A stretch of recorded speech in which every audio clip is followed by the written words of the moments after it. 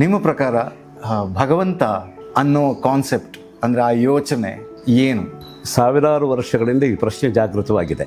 ಯಾಕೆಂದರೆ ಅವನು ಕಾಣಿಸುವವನಲ್ಲ, ಕಾಣಿಸಿಕೊಳ್ಳಬೇಕಾದವನು. ನಾವು ಎಷ್ಟು ಹುಡುಕಿದ್ರೂ ಕಾಣೋದಿಲ್ಲ. ಹಾಗಂತ ಕಾಣಿಸೋದಿಲ್ಲ ಅಂದರೆ ಇಲ್ಲ ಅಂತ ಅರ್ಥ ಅಲ್ಲ. ಅವನು ಇದ್ದಾನೆ, ಎಲ್ಲೆಲ್ಲೂ ಇದ್ದಾನೆ, ಹೇಗೂ ಇದ್ದಾನೆ, ಎಲ್ಲವನ್ನೂ ಮಾಡ್ತಾ ಇದ್ದಾನೆ. ಆದರೆ ಅವನು ಮಾತ್ರ ಕಾಣಿಸ್ತಾ ಇಲ್ಲ. ನೋಡಪ್ಪ, ತಾಯಿ ಮಕ್ಕಳ ಸಂಬಂಧ ಎಷ್ಟು ಅವಿನಾಭೂತವಾಗಿದೆ ಅಂತಂದರೆ, ಮಗುವಿಗೆ ಎಲ್ಲ ಅವಶ್ಯಕತೆಗಳನ್ನು ಪೂರೈಸೋದೇ ತಾಯಿ. ತಾಯಿ ಮಗುವಿಗೆ ಯಾಕೆ ಅಳು ಬಂತು ಅಂತ ಗೊತ್ತಾಗತ್ತೆ. ಇದು ಹಸುವಿನ ಅಳು, ಇದು ಕಿವಿ ನೋವಾದಾಗ ಬಂದ ಅಳು, ಇದು ಹೊಟ್ಟೆ ನೋವಿನಿಂದ ಬಂದ ಅಳು, ಇದು ಕಣ್ಣು ನೋವಿನಿಂದ ಬಂದ ಅಳು. ಅಳು ಒಂದೇ, ಉಳಿದವರಿಗೆ ಅದು ಗೊತ್ತೇ ಆಗೋಲ್ಲ. ಆದರೆ ತಾಯಿಗೆ ಅದರ ಭೇದ ಗೊತ್ತಾಗತ್ತೆ. ಅಮ್ಮ ಎನ್ನುವ ಆಕೃತಿಯ ಒಳಗಿನ ನೆಮ್ಮದಿಯ ತತ್ವ, ಇಡೀ ಜಗತ್ತಿನ ನೆಮ್ಮದಿಯ ತತ್ವ ದೇವರು ಒಂದು ಅದೇ ಅಲ್ವಾ?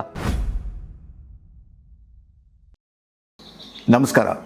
Dive deep with Badakila Pradeep ಕಾರ್ಯಕ್ರಮದ ಈ ಸಂಚಿಕೆಗೆ ನಿಮಗೆಲ್ಲರಿಗೂ ಕೂಡ ಸ್ವಾಗತ. ಡೈವ್ ಡೀಪ್ ಅಂತ ಹೆಸರು ಹೇಳಿದ ತಕ್ಷಣ ಆಳಕ್ಕೆ ಇಳಿಯೋದ್ರ ಬಗ್ಗೆ ನಾವೆಲ್ಲರೂ ಕೂಡ ಯೋಚನೆ ಮಾಡ್ತೀವಿ. ಅದು ಸಮುದ್ರದ ಆಳಕ್ಕೆ ಇರಬೇಕಂತೇನಿಲ್ಲ ಅನ್ನೋ ಯೋಚನೆಯಿಂದ ಹುಟ್ಟಿದ ಈ ಕಾರ್ಯಕ್ರಮದಲ್ಲಿ ನಾವು ಮಾತಿನ ಆಳಕ್ಕೆ, ಮನಸ್ಸಿನ ಆಳಕ್ಕೆ, ಹಾಗೆ ವಿಷಯದ ಆಳಕ್ಕೆ ಇಳಿಯುವ ಪ್ರಯತ್ನದಲ್ಲಿ ಇವತ್ತು ಒಬ್ಬ ವ್ಯಕ್ತಿ ನಮ್ಮ ಜೊತೆ ಇದ್ದಾರೆ. ಅವರಿಗೆ ಕೊಟ್ಟ ಯಾವುದೇ ವಿಷಯದಲ್ಲಾದರೂ ಸರಿ ಅದರ ಆಳಕ್ಕೆ ಹೋಗುವುದಕ್ಕೆ ತಾಕತ್ತಿರುವಂತಹ ವ್ಯಕ್ತಿ. ಅವರನ್ನು ನಮ್ಮ ಈ ಕಾರ್ಯಕ್ರಮಕ್ಕೆ ಸ್ವಾಗತ ಮಾಡೋದಕ್ಕೆ ನಾನು ನಿಜವಾಗ್ಲೂ ಖುಷಿ ಪಡ್ತಾ ಇದ್ದೀನಿ. ನಮ್ಮ ಜೊತೆ ಇದ್ದಾರೆ ಶ್ರೀಯುತ ಉಮಾಕಾಂತ್ ಭಟ್ ಅವರು. ನಮಸ್ಕಾರ. ನಮಸ್ಕಾರ. ನಮ್ಮ ಕಾರ್ಯಕ್ರಮಕ್ಕೆ ಆತ್ಮೀಯ ಸ್ವಾಗತ. ಈಗ ನಮ್ಮ ಎಂಬ ಶಬ್ದ ನೀವು ಭಾಳ ಚೆನ್ನಾಗಿ ಬಳಸಿದ್ದೀರಿ. ಸ್ವಾಗತ ಮಾಡುವವರು ನಮ್ಮ ಅಂತ ಹೇಳ್ತಾರೆ, ಸ್ವಾಗತ ಮಾಡಿಸಿಕೊಳ್ಳುವವರು ನಮ್ಮ ಅಂತ ಹೇಳ್ತೇವೆ. ನಾವು ಪ್ರತ್ಯೇಕ ನೋಡಿದರೆ ನಾನು ನೀನು, ಈಗ ಇಬ್ಬರು ಸೇರಿದರೆ ನಾವು ನೀವು ಅಂತ ಆಗೋದಿಲ್ಲ ನೋಡಿ. ಆದ್ದರಿಂದ ನಿಮ್ಮೊಳಗೆ ನಾನಿದ್ದೇನೆ ಈಗ.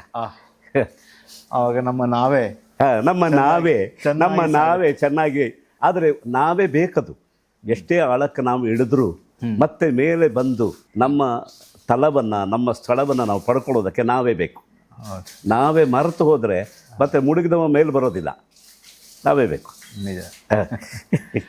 ಮೊದಲಿಗೆ ನಮ್ಮ ಕಾರ್ಯಕ್ರಮಕ್ಕೆ ಬಂದಿದ್ದಕ್ಕೆ ಧನ್ಯವಾದವನ್ನು ನಾವು ಹೇಳೋದು ಭಗವದ್ಗೀತೆಯ ಒಂದು ಪ್ರತಿಯನ್ನು ನೀಡೋ ಮೂಲಕ. ಕಾರ್ಯಕ್ರಮಕ್ಕೆ ಬಂದಿದ್ದಕ್ಕೆ ಧನ್ಯವಾದಗಳು. ನಮಸ್ಕಾರ. ಡೈವ್ ಡೀಪ್ ಅನ್ನೋ ಈ ಕಾರ್ಯಕ್ರಮದಲ್ಲಿ ನಾವು ಹೆಚ್ಚಿನೆಲ್ಲ ಕಾರ್ಯಕ್ರಮಗಳನ್ನು ನಾವು ಗಮನಿಸುವಾಗ ಯಾವುದೋ ಒಂದು ಅಜೆಂಡಾ ಇಟ್ಕೊಂಡು, ಯಾವುದೋ ಒಂದು ಯೋಚನೆ ಇಟ್ಕೊಂಡು ಕಾರ್ಯಕ್ರಮವನ್ನು ಹಾಕೋದಕ್ಕೆ ವಿಭಿನ್ನವಾಗಿ ನಾವು ನಮ್ಮನ್ನು ಆ ಕ್ಷಣದಲ್ಲಿ ಆ ಭಗವಂತ ಯಾವ ದಾರಿಯಲ್ಲಿ ಕರ್ಕೊಂಡು ಹೋಗ್ತಾನೋ ಆ ದಾರಿಯಲ್ಲಿ ನಾವು ಹೋಗಬೇಕು ಅನ್ನೋ ಒಂದು ಯೋಚನೆಯಿಂದ ನಾವು ಅದನ್ನು ಆರಂಭ ಮಾಡಿದ್ದು. ಹಾಗೆಯೇ ಇವತ್ತೂ ಅಷ್ಟೇ ಅವನು ನಮ್ಮನ್ನು ಯಾವ ದಾರಿಯಲ್ಲಿ ಕರ್ಕೊಂಡು ಹೋಗ್ತಾನೆ ಗೊತ್ತಿಲ್ಲ. ನಿಮ್ಮ ಪ್ರಕಾರ ನಾವು ಈ ಯೋಚನೆಯನ್ನು ಆರಂಭ ಮಾಡ್ತಾ ಇರಬೇಕಿದ್ರೆ ಭಗವಂತ ಅನ್ನೋ ಕಾನ್ಸೆಪ್ಟ್ ಅಂದರೆ ಆ ಯೋಚನೆ ಏನು? ನೋಡಿ, ಸಾವಿರಾರು ವರ್ಷಗಳಿಂದ ಈ ಪ್ರಶ್ನೆ ಜಾಗೃತವಾಗಿದೆ. ಯಾಕೆಂದರೆ ಅವನು ಕಾಣಿಸುವವನಲ್ಲ, ಕಾಣಿಸಿಕೊಳ್ಳಬೇಕಾದವನು, ಗಮನಿಸಬೇಕಾದದ್ದು. ನಾವು ಎಷ್ಟು ಹುಡುಕಿದ್ರೂ ಕಾಣೋದಿಲ್ಲ. ಹಾಗಂತ ಕಾಣಿಸೋದಿಲ್ಲ ಅಂದರೆ ಇಲ್ಲ ಅಂತ ಅರ್ಥ ಅಲ್ಲ. ಅವನು ಇದ್ದಾನೆ, ಎಲ್ಲೆಲ್ಲೂ ಇದ್ದಾನೆ, ಹೇಗೂ ಇದ್ದಾನೆ, ಹೇಗೋ ಇದ್ದಾನೆ, ಎಲ್ಲವನ್ನೂ ಮಾಡ್ತಾ ಇದ್ದಾನೆ. ಆದರೆ ಅವನು ಮಾತ್ರ ಕಾಣಿಸ್ತಾ ಇಲ್ಲ. ಆದ್ದರಿಂದ ಇದನ್ನು ವಿಶ್ವರಹಸ್ಯ, ವಿಶ್ವಂಭರ ರಹಸ್ಯ ಅಂತ ಹೇಳ್ಬೋದು. ಅದು ಸುಲಭವಾಗಿ ಗೋಚರ ಆಗೋದಿಲ್ಲ. ಅದು ಕಾಣಬೇಕು ಅಂದರೆ ಈ ಡೈವ್ ಡೀಪ್ ಎಂಬ ಒಂದು ಸ್ಫೂರ್ತಿ ಬೇಕದು. ನಮ್ಮ ಭಾಷೆಯಲ್ಲಿ ಒಂದು ಶಬ್ದ ಇದೆ, ತಲಸ್ಪರ್ಶಿ ಅಂತ. ಈಗ ತಲವನ್ನು ಸ್ಪರ್ಶ ಮಾಡುವ ಹಾಗಿರಬೇಕು ಅಂತ. ಈ ತಲಸ್ಪರ್ಶ ಮಾಡುವ ಆಸೆ ಹುಟ್ಟೋದು ಯಾವಾಗ ಹೇಳಿ? ಮೇಲೆ ತೇಲ್ತಾ ಇದ್ದಾಗ, ಆ ತೇಲುವಿಕೆಯಲ್ಲಿ ಬೇಸರ ಬಂದರೆ ಆಗ ಮುಳುಗಬೇಕು. ಮುಳುಗೋದಕ್ಕೆ ಅವಧಿ ಯಾವುದು ಅಂದರೆ ತಲ ಇರುವವರೆಗೆ ಹೋಗಿ ಮುಳುಗಬೇಕು. ಮುಳುಗಿ ತಲವನ್ನು ಮುಟ್ಟಬೇಕು. ಯಾವುದೇ ಒಂದು ವಿಷಯದಲ್ಲಿ ತಲಸ್ಪರ್ಶಿ ಪಾಂಡಿತ್ಯ ಇರಬೇಕು, ತಲಸ್ಪರ್ಶಿ ಜ್ಞಾನ ಇರಬೇಕು ಅಂತ ನಾವು ಹೇಳ್ತೇವೆ. ಆದ್ದರಿಂದ ಅಲ್ಲೆಲ್ಲ ತಲ ಯಾವುದು ಅಂತ ಕೇಳಿದರೆ, ಮೇಲು ನೋಟಕ್ಕೆ ಕಾಣದೇ ಇರುವ, ಪ್ರತಿಯೊಬ್ಬನೂ ಪ್ರಯತ್ನಪಟ್ಟು ಕಾಣಬೇಕಾದ ತಲ. ಅದು ನೆಲವೂ ಹೌದು, ನೆಲೆಯೂ ಹೌದು. ಬದುಕಿನ ನೆಲವಾಗಿ, ಬದುಕಿನ ನೆಲೆಯಾಗಿ ಅಡಗಿರುವುದು. ಅಂಥದ್ದನ್ನು ಹುಡುಕಬೇಕು ಅಂತಂದರೆ ಸಾಹಸ ಬೇಕು.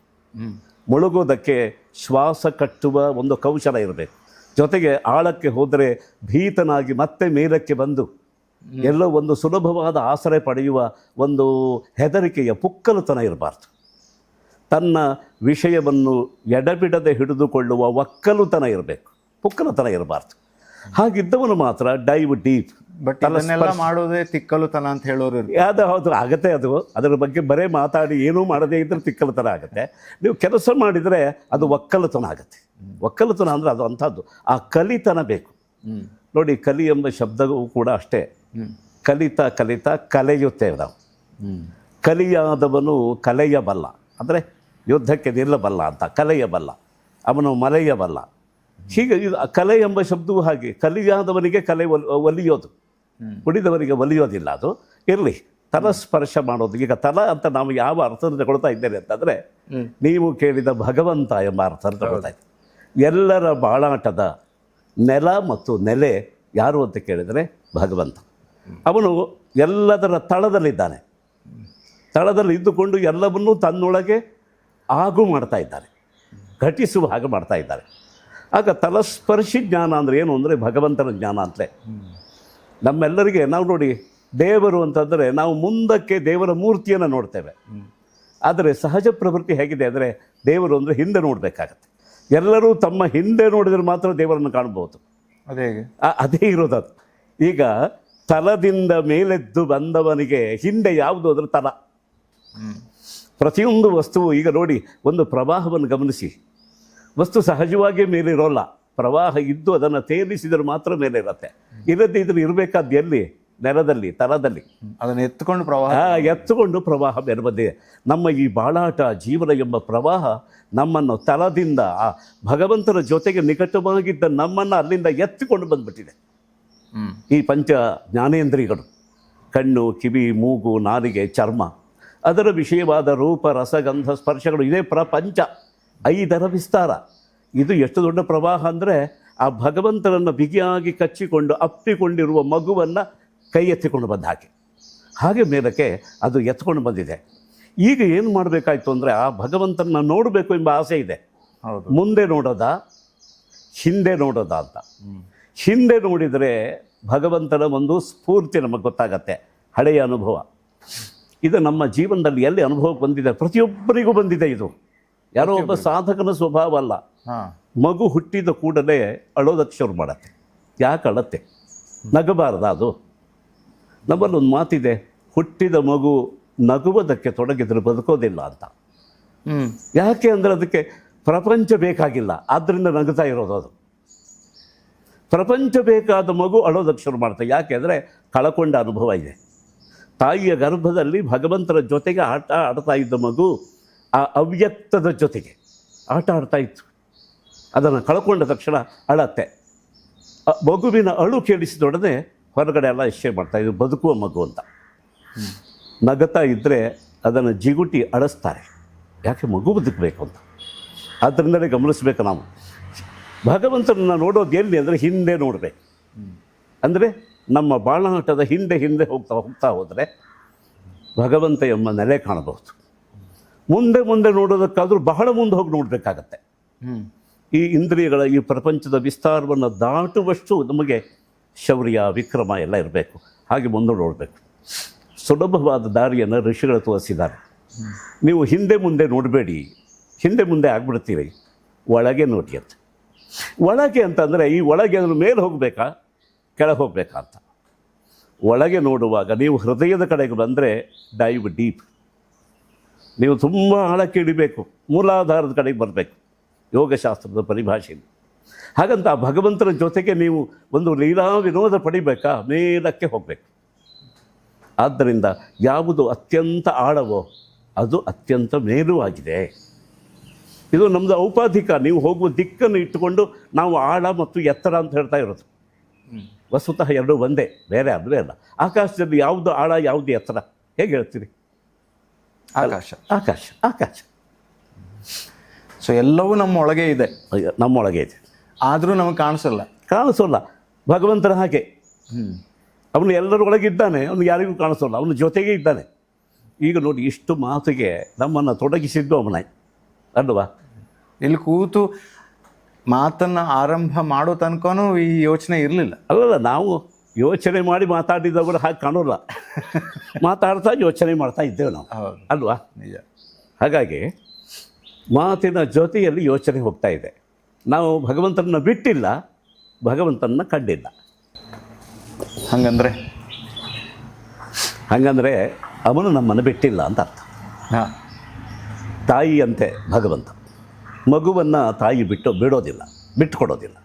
ಯಾಕೆಂದರೆ ಮಗುವಿಗೆ ಗೊತ್ತಿಲ್ಲ, ಮಗುವಿನಲ್ಲಿ ಮುಗ್ಧತೆ ಇದೆ, ತಾಯಿಗೆ ಬೆಳೆಸುವ ಸಿದ್ಧತೆ ಇದೆ, ಬದ್ಧತೆ ಇದೆ. ಆದ್ದರಿಂದ ತಾಯಿ ಮಗುವಿನ ಕೈಯನ್ನು ಬಿಡೋದೇ ಇಲ್ಲ. ಮಗು ಬಿಟ್ಟುಬಿಡುತ್ತೆ, ಮಗುವಿಗೆ ಆಟ ಆಡೋ ಮನಸ್ಸು. ಆದ್ದರಿಂದ ಅದು ಏನು ಮಾಡುತ್ತೆ ಅಂದರೆ ಕೆಲವೊಮ್ಮೆ ತಾಯಿಯ ಕೈ ಬಿಟ್ಟುಬಿಡತ್ತೆ. ಹಾಗೆ ಅದರಂತೆ ಭಗವಂತ ನಮ್ಮ ಕೈ ಬಿಟ್ಟಿಲ್ಲ, ಆದರೆ ನಾವು ಬಿಟ್ಟಿದ್ದೇವೆ. ತುಂಬ ಎಷ್ಟೋ ಜನ ನಮ್ಮ ಜೊತೆಗಿರೋರು ಕಾಣುತ್ತದೆ, ಅವರು ಇಡೀ ಆಯುರ್ಮಾನದಲ್ಲಿ ಭಗವಂತನ ನೆನಪು ಮಾಡಿಕೊಳ್ಳೋದಕ್ಕೂ ಇಷ್ಟಪಡೋಲ್ಲ ಅವರು. ಅವರನ್ನು ನೋಡುವಾಗೆಲ್ಲ ನಮಗನ್ಸುತ್ತೆ, ನಮ್ಮ ಗುರುಗಳು ಪಾಠ ಮಾಡುವಾಗ ಒಂದು ಒಳ್ಳೆಯ ವಿಷಯ ಹೇಳಿದರು. ನೋಡಪ್ಪ, ತಾಯಿ ಮಕ್ಕಳ ಸಂಬಂಧ ಎಷ್ಟು ಅವಿನಾಭೂತವಾಗಿದೆ ಅಂತಂದರೆ, ಮಗುವಿಗೆ ಎಲ್ಲ ಅವಶ್ಯಕತೆಗಳನ್ನು ಪೂರೈಸೋದೇ ತಾಯಿ. ಆದ್ದರಿಂದ ತಾಯಿ ಮಗುವಿಗೆ ಯಾಕೆ ಅಳು ಬಂತದ್ದು ಗೊತ್ತಾಗತ್ತೆ. ಇದು ಹಸುವಿನ ಅಳು, ಇದು ಕಿವಿ ನೋವಾದಾಗ ಬಂದ ಅಳು, ಇದು ಹೊಟ್ಟೆ ನೋವಿನಿಂದ ಬಂದ ಅಳು, ಇದು ಕಣ್ಣು ನೋವಿನಿಂದ ಬಂದ ಅಳು. ಅಳು ಒಂದೇ, ಉಳಿದವರಿಗೆ ಅದು ಗೊತ್ತೇ ಆಗೋಲ್ಲ, ಆದರೆ ತಾಯಿಗೆ ಅದರ ಭೇದ ಗೊತ್ತಾಗತ್ತೆ. ಎಲ್ಲ ಅವಶ್ಯಕತೆಗಳನ್ನು ಪೂರೈಸ್ತಾ ಇರ್ತಾರೆ. ತಾಯಿ ಊಟ ಮಾಡುವಾಗ, ಹೆಚ್ಚಕ್ಕೆ ಮಲಗಿ ನಿದ್ದೆ ಮಾಡುವಾಗ ಕನಸಿನಲ್ಲೂ ಪಕ್ಕದಲ್ಲಿ ಹೀಗೆ ಕೈ ಇಡ್ತಾಳೆ. ನೀವು ಗಮನಿಸಿ, ಯಾಕೆ ತಾಯಿಯ ಕೈ ಬಂತು ಪಕ್ಕಕ್ಕೆ ಅಂದರೆ ಪಕ್ಕದಲ್ಲಿರುವ ಮಗು ಆ ಅವಸ್ಥೆ ಬೇರೆ ಅಲ್ವಾ, ನಿದ್ರಾವಸ್ಥೆ. ಸ್ವಪ್ನಾವಸ್ಥೆಯಲ್ಲಿ ಇರುವಾಗಲೂ ತಾಯಿಗೆ ಮಗು ಬೇಕು, ಮಗುವನ್ನು ಕೈ ಬಿಡೋದಿಲ್ಲ. ಭಗವಂತ ಹಾಗೆ ಇರೋದು. ಬಟ್ ಅದು ನಮ್ಗೆ ಗೊತ್ತಾಗಲ್ವಲ್ಲ, ಅದು ಮಗುವಿಗೆ ಗೊತ್ತಾಗೋಲ್ಲ ನೋಡಿ. ಹಾಂ, ಗೊತ್ತಾಗೋಲ್ಲ. ಅದೇ ನಾವು ಬೆಳೀತಾ ಬೆಳೀತಾ ಅಂತಹ ತಾಯಿಯನ್ನು ಒಂದು ದಿವಸ ನೆನಪು ಮಾಡೋಲ್ಲ. ಹೌದು, ತಾಯಿ ಬೇಕಾಗಿಲ್ಲ ಅಂದರೆ ನಮ್ಮ ಕಾಲಲ್ಲಿ ನಡೆದಾಡುವ ಶಕ್ತಿ ಬಂತು, ಕೈಗಳಲ್ಲಿ ನಮಗೆ ಬೇಕಾದ ವಸ್ತುವನ್ನು ತೆಗೆದು ಊಟ ಮಾಡುವ ತಿನ್ನುವ ಒಂದು ಅನುಕೂಲ ಒದಗಿತು, ಅಡಿಗೆ ಮಾಡುವ ಕೌಶಲ ಬಂತು, ಮನೆ ಕಟ್ಟುವ ಜಾಣ್ಮೆ ಬಂತು, ವಾಹನವನ್ನು ಓಡಿಸುವ ಅನುಕೂಲ ಒದಗಿತು. ಈ ಒದಗಿದ್ರಿಂದ ಏನಾಯಿತು ಅಂದರೆ, ತಾಯಿ ಮಾಡುವ ಕೆಲಸಕ್ಕೆಲ್ಲ ನಾವೊಂದು ಆಲ್ಟರ್ನೇಟಿವ್, ಬೆಟರ್ ಆಲ್ಟರ್ನೇಟಿವ್ ಅಂತ ಇವತ್ತೊಂದು ಹೊಸ ಶಬ್ದ. ಅದು ಆಲ್ಟರ್ನೇಟಿವ್ ಅಲ್ಲ, ಅದು ಭ್ರಮೆ. ಯಾವುದೋ ಒಂದು ಬೇರೆ ಒಂದು ಪರ್ಯಾಯ ವ್ಯವಸ್ಥೆಯ ಒಳಗೆ ನಾವು ಸಿಕ್ಕೊಂಡ್ವಲ್ಲ, ಪ್ರಪಂಚದ ವಿಸ್ತಾರದೊಳಗೆ ಸಿಕ್ಕೊಂಡ್ವಿ ನಾವು. ಪ್ರಪಂಚವೇ ಅದು ಹಾಗೆ ನಮಗೆ ತಾಯಿ ಬೇಡ ಅಂತ ಮಾಡತ್ತೆ, ಭಗವಂತ ಬೇಡ ಅಂತ ಮಾಡತ್ತೆ. ಮಾಯೆ ಅಂದರೆ ಅದನ್ನೇ. ಹೌದು, ಮಾಯಾ ಎಂಬ ಶಬ್ದವನ್ನು ಬಳಸಿದ ಆ ಅರ್ಥದಲ್ಲಿ ನಾವು ಯಾವುದರಿಂದ ನಾವು ಗುಟುಕನ್ನು ಪಡೆದು ಬೆಳೀತಾ ಇದ್ದೇವೆಯೋ ಅದನ್ನೇ ಮರೆಸುತ್ತೆ ಅದು. ಆ ಮರೆವು ಇದೆಯಲ್ಲ, ಅದನ್ನು ಮರೆಸೋದು, ಮರೆಮಾಚುವುದು, ಅದೇ ಮಾಯಾ. ಈ ಪ್ರಪಂಚಕ್ಕೆ ಆ ಶಕ್ತಿ ಇದೆ. ರೂಪ, ರಸ, ಗಂಧ, ಸ್ಪರ್ಶ ಶಬ್ದಗಳಿಗೆ ಅಂಥ ಒಂದು ಸಾಮರ್ಥ್ಯ ಇದೆ. ಅದನ್ನು ಮರೆಸಿದೆ. ಇವತ್ತು ತಾಯಿಯನ್ನು ನಾವು ನೆನಪು ಮಾಡ್ಕೊಳ್ಳೋದೇ ಇಲ್ಲ. ನಮ್ಮ ಗುರುಗಳು ಅದನ್ನೇ ಹೇಳ್ತಾಯಿದ್ರು, ಇಡೀ ಜೀವನದಲ್ಲಿ ತಾಯಿಯನ್ನು ನೆನಪು ಮಾಡದೇ ಇದ್ದವರು ಇದ್ದರೂ ಪ್ರಾಣೋತ್ಕ್ರಮಣ ಆಗುವಾಗ, ಪ್ರಾಣ ಹೋಗುವಾಗ ಏನು ಹೇಳ್ತಾರೆ ಮನುಷ್ಯ? ಅಮ್ಮ ಅಂತ ಅಂತಾರೆ, ಅಪ್ಪ ಅಂತ ಹೇಳೋಲ್ಲ. ಹೌದು. ಆದರೆ ಆವಾಗ ಬಲಾತ್ಕಾರವಾಗಿ ತಾಯಿಯ ನೆನಪನ್ನು ಭಗವಂತ ಮಾಡಿಸ್ತಾರೆ. ತಾಯಿಯ ನೆನಪಿದ್ದರೆ, ಆ ನೆನಪು ಬಲವಾಗಿ ಬಂದರೆ, ಅದು ಒಂದು ಶೀಲವಾಗಿ ಸಂಸ್ಕಾರವಾಗಿ ಬಂದರೆ, ಆ ಅಮ್ಮ ಅಂತ ಹೇಳುವ ಪದದಲ್ಲಿಯೇ ದೇವರ ನೆನಪು ಆಗತ್ತೆ ಅವನಿಗೆ. ಆಗಬೇಕದು. ಅಮ್ಮ ಬೇರೆ ಅಲ್ಲ, ದೇವರು ಬೇರೆ ಅಲ್ಲ, ದೇವರು ಬೇರೆ ಅಲ್ಲ. ಆದ್ದರಿಂದ ಅಮ್ಮ ಎನ್ನುವ ಆಕೃತಿಯ ಒಳಗಿನ ನೆಮ್ಮದಿಯ ತತ್ವ, ದೇವರು ಒಂದು ಅದೇ ಅಲ್ವಾ, ಇಡೀ ಜಗತ್ತಿನ ನೆಮ್ಮದಿಯ ತತ್ವ. ಆ ನೆಮ್ಮದಿಯ ತತ್ವ ಪ್ರಕಟ ಆಗತ್ತೆ. ಆದರೆ ನಾವು ಈ ಆಕೃತಿ, ನಮ್ಮ ಮುಂದೆ ಇರುವಂತಹ ತಾಯಿಯಲ್ಲೇ ದೇವರನ್ನ ನೋಡೋದು ಅದು ಒಂದು. ಇನ್ನೊಂದು ಕಾನ್ಸೆಪ್ಟು ದೇವರು ಅನ್ನೋದನ್ನೇ ನಂಬಿಕೆ ಇಟ್ಕೊಂಡು ಇಲ್ಲದೆ ಇರುವಂಥದ್ದು. ಆದರೆ ನಾವು ಬೇರೆ ಬೇರೆ ಆಕೃತಿಗಳಲ್ಲಿ, ಬೇರೆ ಬೇರೆ ಶ್ರದ್ಧಾ ಕೇಂದ್ರಗಳಲ್ಲಿ ಮಾತ್ರ ದೇವರುಗಳನ್ನು ನೋಡೋದಕ್ಕೆ ಪ್ರಯತ್ನ ಪಡ್ತಿದ್ದೀವಲ್ಲ ಇವಾಗ. ಅಲ್ಲ, ಅದು ಅಭ್ಯಾಸಕ್ಕಾಗಿ ನೋಡಿ. ಜಗತ್ತಿನಲ್ಲಿ ಹೇಗಿದೆ ಅಂತಂದರೆ, ವ್ಯುತ್ಪತ್ತಿ ಎಂಬ ಶಬ್ದದಿಂದ ನಮ್ಮ ಋಷಿಗಳು ಅದನ್ನು ಕರೆದಿದ್ದಾರೆ. ನಮಗೆ ಒಂದು ವಿಷಯದ ಪರಿಚಯ ಆಗಬೇಕು, ಅದರ ನಿಕಟವಾದ ಒಂದು ಅರಿವು ಬರಬೇಕು. ಒಂದು ವಸ್ತುವಿನ ಅರಿವು ಬಂದರೆ ಮಾತ್ರ ನಾವು ಬಳಸೋದಕ್ಕಾಗತ್ತೆ. ಈಗ ಉದಾಹರಣೆಗೆ ಧ್ವನಿವರ್ಧಕ ಯಂತ್ರ. ಆ ಯಂತ್ರ ಹೇಗೆ ಕೆಲಸ ಮಾಡುತ್ತೆ, ಅದರಿಂದ ಒಂದು ಗುಣಮಟ್ಟದ ಧ್ವನಿಯನ್ನು ಹೇಗೆ ಮುದ್ರಿಸಬಹುದು ಅಂತ ಗೊತ್ತಿದ್ದವನಿಗೆ ಅದನ್ನು ಬಳಸೋದಕ್ಕೆ ಬರುತ್ತೆ. ಅದು ಇಲ್ಲದೇ ಇದ್ದರೆ ಅದೇ ಮಗುವಿನ ಮುಂದೆ ಹಿಡಿದ್ರೆ ಏನು ಮಾಡುತ್ತೆ ಅಂದರೆ ಆ ಮಗು ಧ್ವನಿವರ್ಧಕ ಕೆಲಸ ಮಾಡದೇ ಇದ್ದಾಗ ಅದನ್ನೇ ಹಿಡ್ಕೊಂಡ್ಬಿಡುತ್ತೆ, ಅಥವಾ ಬಾಯಿಗೆ ಹಾಕೊಳ್ಳೋದು ಏನೋ ಒಂದು ವಿಕಾರದ ಒಂದು ಆಗತ್ತೆ. ಇದು ಯಾಕಾಯಿತು ಅಂದರೆ ವ್ಯುತ್ಪತ್ತಿ ಇಲ್ಲ, ವ್ಯುತ್ಪತ್ತಿ ಬೇಕು. ಈ ವ್ಯುತ್ಪತ್ತಿ ನಮಗೆ ಜಗತ್ತಿನ ವಸ್ತುಗಳ ವಿಷಯದಲ್ಲಿ ವ್ಯುತ್ಪತ್ತಿ ಚೆನ್ನಾಗಿದೆ, ವಿಜ್ಞಾನ ಕೆಲಸ ಮಾಡಿಕೊಟ್ಟಿದೆ. ಒಂದು ಪೆನ್ನು ಹೇಗೆ ತಯಾರಾಗತ್ತೆ ಅಂತ ಅದರ ಸಾಮಗ್ರಿಯ ಜ್ಞಾನ. ಆಮೇಲೆ ಪೆನ್ನು ಅಂದರೆ ಏನು ಅಂತ ಅದರ ಸ್ವರೂಪದ ಜ್ಞಾನ. ಪೆನ್ನಿನಿಂದ ನಾವು ಏನು ಮಾಡಬಹುದು ಅಂತ ಅದರ ಉಪಯೋಗದ ಜ್ಞಾನ. ಒಂದು ವ್ಯುತ್ಪತ್ತಿ ಅಂದರೆ ಇಷ್ಟೇ, ಸಾಮಗ್ರಿ ಮತ್ತು ಅದರ ಸ್ವರೂಪ, ಆಮೇಲೆ ಅದರ ವಿನಿಯೋಗ, ಉಪಯೋಗ ಏನು ಅಂತ. ಇಷ್ಟು ಅರಿವಾದರೆ ಅವನಿಗೆ ಪೂರ್ಣ ಗೊತ್ತಿದೆ ಅಂತ ಅರ್ಥ. ಅದು ಪೆನ್ನು ಗೊತ್ತಾ ಅಂದ್ರೆ ಗೊತ್ತು ನನಗೆ, ಅದು ಹೇಗೆ ತಯಾರಾಗತ್ತೆ ಅಂತ ಗೊತ್ತು, ಅದರ ಸ್ವರೂಪ ಹೇಗಿದೆ ಅಂತ ಗೊತ್ತು, ಅದನ್ನು ಬರೆಯೋದಕ್ಕೆ ಹೇಗೆ ಬಳಸಬೇಕು ಅಂತ ಗೊತ್ತು ಅಂತ. ಇದು ಹೇಗೆ ತಯಾರಾಗ್ತದೆ ಅಂತ ಗೊತ್ತಿಲ್ಲದೆ ಇರೋದು ಕೂಡ ಆಗತ್ತೆ. ಅದು ಪೂರ್ಣ ವ್ಯುತ್ಪತ್ತಿ ಅಲ್ಲ, ಪೂರ್ಣ ವ್ಯುತ್ಪತ್ತಿ ಅಲ್ಲ. ಇದು ಉದಾಹರಣೆಗೆ ನಮಗೆ, ನಾನು ಚಿಕ್ಕ ವಯಸ್ಸಲ್ಲಿ ಇತ್ತು, ನಮಗೆ ಅದೊಂದು ಒಳ್ಳೆ ಪೆನ್ ಸಿಕ್ಕಿದ್ರೆ ಇದು ಎಲ್ಲಿ ಅಂತ, ಇದು ಮೇಡ್ ಇನ್ ಚೈನಾ ಅಂತ. ಅದು ಚೈನಾ ಅವನು ಅಲ್ಲ ಹಾಕಿದ್ದಾನೆ ಮೇಡ್ ಇನ್ ಚೈನಾ ಅಂತ. ಅದು ಚೈನಾದಲ್ಲಿ ಹೇಗೆ ತಯಾರಾಗಿದೆ ಅಂತ ನಂಗೆ ಗೊತ್ತಿಲ್ಲ, ಆದರೆ ನಂಗೆ ಅಷ್ಟು ತಿಳುವಳಿಕೆ ಹೆಚ್ಚಾಯ್ತಲ್ಲ. ನಾನು ಕಿಸೆಯಲ್ಲಿ ಇಟ್ಟುಕೊಳ್ಳುವಾಗ ಇದು ಮೇಡ್ ಇನ್ ಚೈನಾ ಅಂತ ಇಟ್ಕೊಳ್ಳೋದು. ನಾನು ಮೇಡ್ ಇನ್ ಚೈನಾ ಅಲ್ಲ, ನಾನು ಮೇಡ್ ಇನ್ ಇಂಡಿಯಾ, ಆದರೆ ನನಗೆ ಮೇಡ್ ಇನ್ ಚೈನಾ ಅಂತ ಬೇಕು ಅಂತ. ಇದರ ಅರ್ಥ ಏನು ಅಂತಂದರೆ, ಅರಿವು ಪ್ರತಿ ಕ್ಷಣದಲ್ಲೂ ವಿಸ್ತಾರ ಆಗ್ತಾ ಹೋಗ್ತಾ ಇರುತ್ತೆ, ವ್ಯುತ್ಪತ್ತಿ ಬೆಳೀತಾ ಇರುತ್ತೆ. ಭಗವಂತ ತನ್ನ ವ್ಯುತ್ಪತ್ತಿಯನ್ನು ಇದರ ಜೊತೆಗೆ ಬೆಳೆಸೋದಕ್ಕೆ ಒಂದು ಹಾಸು ಹಾಸಿದ್ದಾನೆ. ಆ ಹಾಸು ನಮಗೆ ಗೊತ್ತಾಗ್ತಾ ಇಲ್ಲ. ಅದು ಗೊತ್ತಾಗಬೇಕಂದ್ರೆ ಯೋಗಶಾಸ್ತ್ರ ಬೇಕು ನಮಗೆ. ಆ ಹಾಸನ್ನು ಈ ದಾರಿಯಲ್ಲಿ ಹೋದರೆ ಅದನ್ನು ಮಾಡೋದು ಕಷ್ಟ ಅಂತನ, ಅಥವಾ ಈ ದಾರಿ ಅಲ್ಲ, ಅದರೊಳಗೆ ಕೆಲವು ಉಪಾಯಗಳು ನಾನು ತಿಳಿಸಬೇಕಾದ ಒಂದು ವಿಷಯ ಇಲ್ಲಿ ಯಾವುದು ಅಂತಂದರೆ, ಅಥವಾ ನಿರೂಪಣೆ ಮಾಡಬೇಕಾದ ವಿಷಯ ಯಾವುದು ಅಂತಂದರೆ, ವ್ಯುತ್ಪತ್ತಿಯ ದಾರಿಯಲ್ಲಿ ಅನೇಕ ಸುಲಭವಾದ ಉಪಾಯಗಳಿದೆ ಅಂತ ಅದನ್ನು ಹೇಳಬೇಕಾಗಿದೆ. ವ್ಯುತ್ಪತ್ತಿಯ ದಾರಿಯಲ್ಲಿ ಒಂದು ಕಣ್ಣಿಗೆ ಕಾಣಿಸೋದಿದೆಯಲ್ಲ ಸುಲಭವಾದ ಉಪಾಯ. ನೀವು ಆ ವಿಷಯದ ಬಗ್ಗೆ ಎಷ್ಟೇ ಹೇಳಿದರೂ ಕೂಡ ನಮ್ಮ ಜ್ಞಾನ ಪರೋಕ್ಷ ಜ್ಞಾನವಾಗಿರುತ್ತೆ. ಅದೇ ನೀವು ತೋರಿಸಿದರೆ, ಸಾಮಾನ್ಯವಾಗಿ ಹೈಸ್ಕೂಲ್ ತರಗತಿಗಳವರೆಗೆ ನಾವು ಅದನ್ನು ತಂದು ತೋರಿಸಿ ನಿರೂಪಣೆ ಮಾಡ್ತೇವೆ, ಇದು ಹೀಗಿದೆ ಅಂತ. ಆವಾಗ ಅವರಿಗೆ ಕಣ್ಣಿನಿಂದ ನೋಡ್ತಾ ಮನಸ್ಸಿನಿಂದ ಕಲ್ಪಿಸಿಕೊಳ್ತಾ ಒಂದು ವ್ಯುತ್ಪತ್ತಿ ಬರುತ್ತೆ. ಈ ಪ್ರಯತ್ನವನ್ನೇ ಋಷಿಗಳು ಒಂದು ದೇವಾಲಯ, ಅದರಲ್ಲಿ ಒಂದು ಅರ್ಚಾ ಬಿಂಬ, ಒಂದು ಮೂರ್ತಿ, ಆ ದೇವಾಲಯದಲ್ಲಿ ಒಂದು ಸಮುದಾಚಾರ ಪದ್ಧತಿ, ಪೂಜಾಕ್ರಮ, ಇದೆಲ್ಲ ಹಾಗೆ ಬಂದಿರೋದು. ಮಕ್ಕಳನ್ನು ಒಂದು ವಿಷಯದಲ್ಲಿ ಪರಿಣತರನ್ನಾಗಿ ಮಾಡುವುದಕ್ಕೆ ಹೇಗೆ ಸುಲಭವಾದ ಉಪಾಯಗಳು ಉಂಟೋ, ಹಾಗೆ ಅತ್ಯಂತ ರಹಸ್ಯವಾದಂತಹ ಭಗವತ್ ತತ್ವವನ್ನು ಪ್ರತಿಯೊಬ್ಬ ವ್ಯಕ್ತಿಗೂ ಅವನ ಅರಿವಿಗೆ ಬರುವ ಹಾಗೆ, ಇನ್ನೂ ಒಳ್ಳೆಯ ಶಬ್ದ ಅಂದರೆ ಅವನ ಅನುಭವಕ್ಕೆ ಬರುವ ಹಾಗೆ ಅದನ್ನು ತಿಳಿಸೋದಕ್ಕೆ ನಮ್ಮಲ್ಲಿ ದೇವಾಲಯದ ಒಂದು ರಚನೆ ಆಗಿದೆ. ಇದು ಒಂದು ದೃಷ್ಟಿ ದೇವಸ್ಥಾನ LKG UKG ಇದ್ದ ಹಾಗೆ ಅಪ್ಲಿಕೇಶನ್ ಹಾಕಕ್ಕೆ ಹೋಗೋದು ಅಂತ ಅದಾಗಿದೆ ಅಲ್ಲ. ಮತ್ತೆ ಅದೇನಾಗಿದೆ, ಈ ದೈವವನ್ನು ಅರ್ಥ ಮಾಡಿಕೊಳ್ಳುವ ಮಾರ್ಗದಲ್ಲಿ, ಯಾತ್ರೆಯಲ್ಲಿ ಇದೊಂದು LKG UKG ಇದ್ದಾಗೆ. ಬಹಳ ದೊಡ್ಡದು ಅಂತ ಅಂದ್ಕೊಳ್ಬೇಡಿ, ಪ್ರಾರಂಭಿಕವಾದ ಉಪಾಯ ಅದೇ ನಮಗೆ ಪಳಗಿಲ್ಲ ಇನ್ನು. ಅಂದರೆ ನಾವು LKG UKG ಪಾಸ್ ಆಗಿಲ್ಲ ಅಂತ. ಅಂದರೆ ಹೋಗಿ ಪ್ರಾರ್ಥನೆ ಮಾಡೋದು ಕೂಡ, ಹೌದು, ಪ್ರಾರ್ಥನೆ ಮಾಡೋದು ಕೂಡ UKGನೇ. ಅದು ಹೇಗಿದೆ ಅಂತಂದರೆ, ಧ್ಯಾನಾವಸ್ಥೆ ಎನ್ನುವುದು ಧ್ಯಾನ ಇದೆಯಲ್ಲ ಅದು ಕಡೆದು, ಪೂಜಾ ಎಂಬುದು ಮೊದಲನೇದು. ಈ ಪೂಜೆ ಎಂಬ ಭೌತಿಕ ಕ್ರಿಯೆಯಿಂದ ತೊಡಗಿ ಧ್ಯಾನದವರೆಗೆ ಹೋಗಿ ನಿಲ್ಲಬೇಕಲ್ಲ, ಯಾತ್ರೆ ಭಾಳ ದೊಡ್ಡದು. ಅದಕ್ಕೆ ಒಳ್ಳೆಯ ಗುರುಗಳು ಬೇಕು ನೋಡಿ. ಯಾವಾಗಲೂ ಒಂದು ಗುರಿ ಮುಂದಿರಬೇಕು, ದಾರಿ ನಡೆಯುವಾಗ ನಮ್ಮ ಕಾಲಡಿಯಲ್ಲಿರಬೇಕು. ನಮ್ಮನ್ನು ತಳ್ಳೋದಕ್ಕೆ ಪ್ರೇರಿಸೋದಕ್ಕೆ ಗುರು ಇರಬೇಕು. ತಳ್ಳು ಎಂಬ ಶಬ್ದ ಬಳಸಿದ್ದೆ ಅದಕ್ಕಾಗಿ.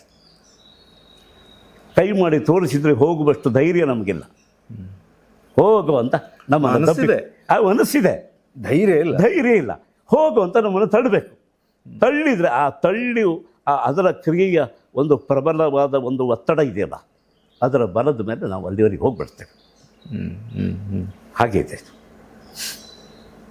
ಓಕೆ, ಸೊ ಇದು ಒಂದು ರೀತಿಯಲ್ಲಿ LKG UKG ಅಂತ ಹೇಳ್ತಾ ಇದ್ರಿ. ಬಟ್ ಈ LKG UKG ಹೋಗೋದಕ್ಕೂ ರೆಡಿ ಇಲ್ಲದೆ ಇರೋರು ಕೆಲವರು ಇರ್ತಾರಲ್ಲ. ನಾವು ನಂಬಿಕೆಯನ್ನು ಇಟ್ಕೊಂಡು ಇಲ್ಲದೆ ಇರುವಂತಹ ನಾಸ್ತಿಕರು ಅಂತ ಹೇಳೋ ಒಂದು ಕ್ಯಾಟಗರಿ ಒಂದು ಮಾಡ್ಕೊಂಡಿದ್ದೀವಿ. ಈ ಆಸ್ತಿಕರು ಮತ್ತು ನಾಸ್ತಿಕರು ಇದ್ರ ಬಗ್ಗೆ ನಮಗೆ ಎದುರಿಗೆ ನೋಡಿದ್ರೆ ಗೊತ್ತಾಗತ್ತೆ, ಒಬ್ಬರು ನಂಬುವವರು, ಒಬ್ಬರು ನಂಬದೇ ಇರೋರು. ಇದ್ರ ಬಗ್ಗೆ ಒಂದು ಸ್ವಲ್ಪ. ಇದು ತುಂಬ ಸೂಕ್ಷ್ಮವಾದ ವಿಷಯ ಇದು. ನೀವು ಅದನ್ನು ಮುಖ ಮಾಡಿ ಕೇಳಿದ್ದು ಒಳ್ಳೆಯದಾಯಿತು. ಯಾಕೆ ಅಂತಂದರೆ, ನಾಸ್ತಿಕ ಆಸ್ತಿಕ ಅಂತ ಹೇಳಿ ಒಂದು ಯಾವುದೋ ಒಂದು ವಿಷಯವನ್ನು ಗುರುತಿಸೋದಕ್ಕೆ ಮಾತ್ರ ಶಬ್ದ ಪ್ರಯೋಗ ಮಾಡಿತ್ತು.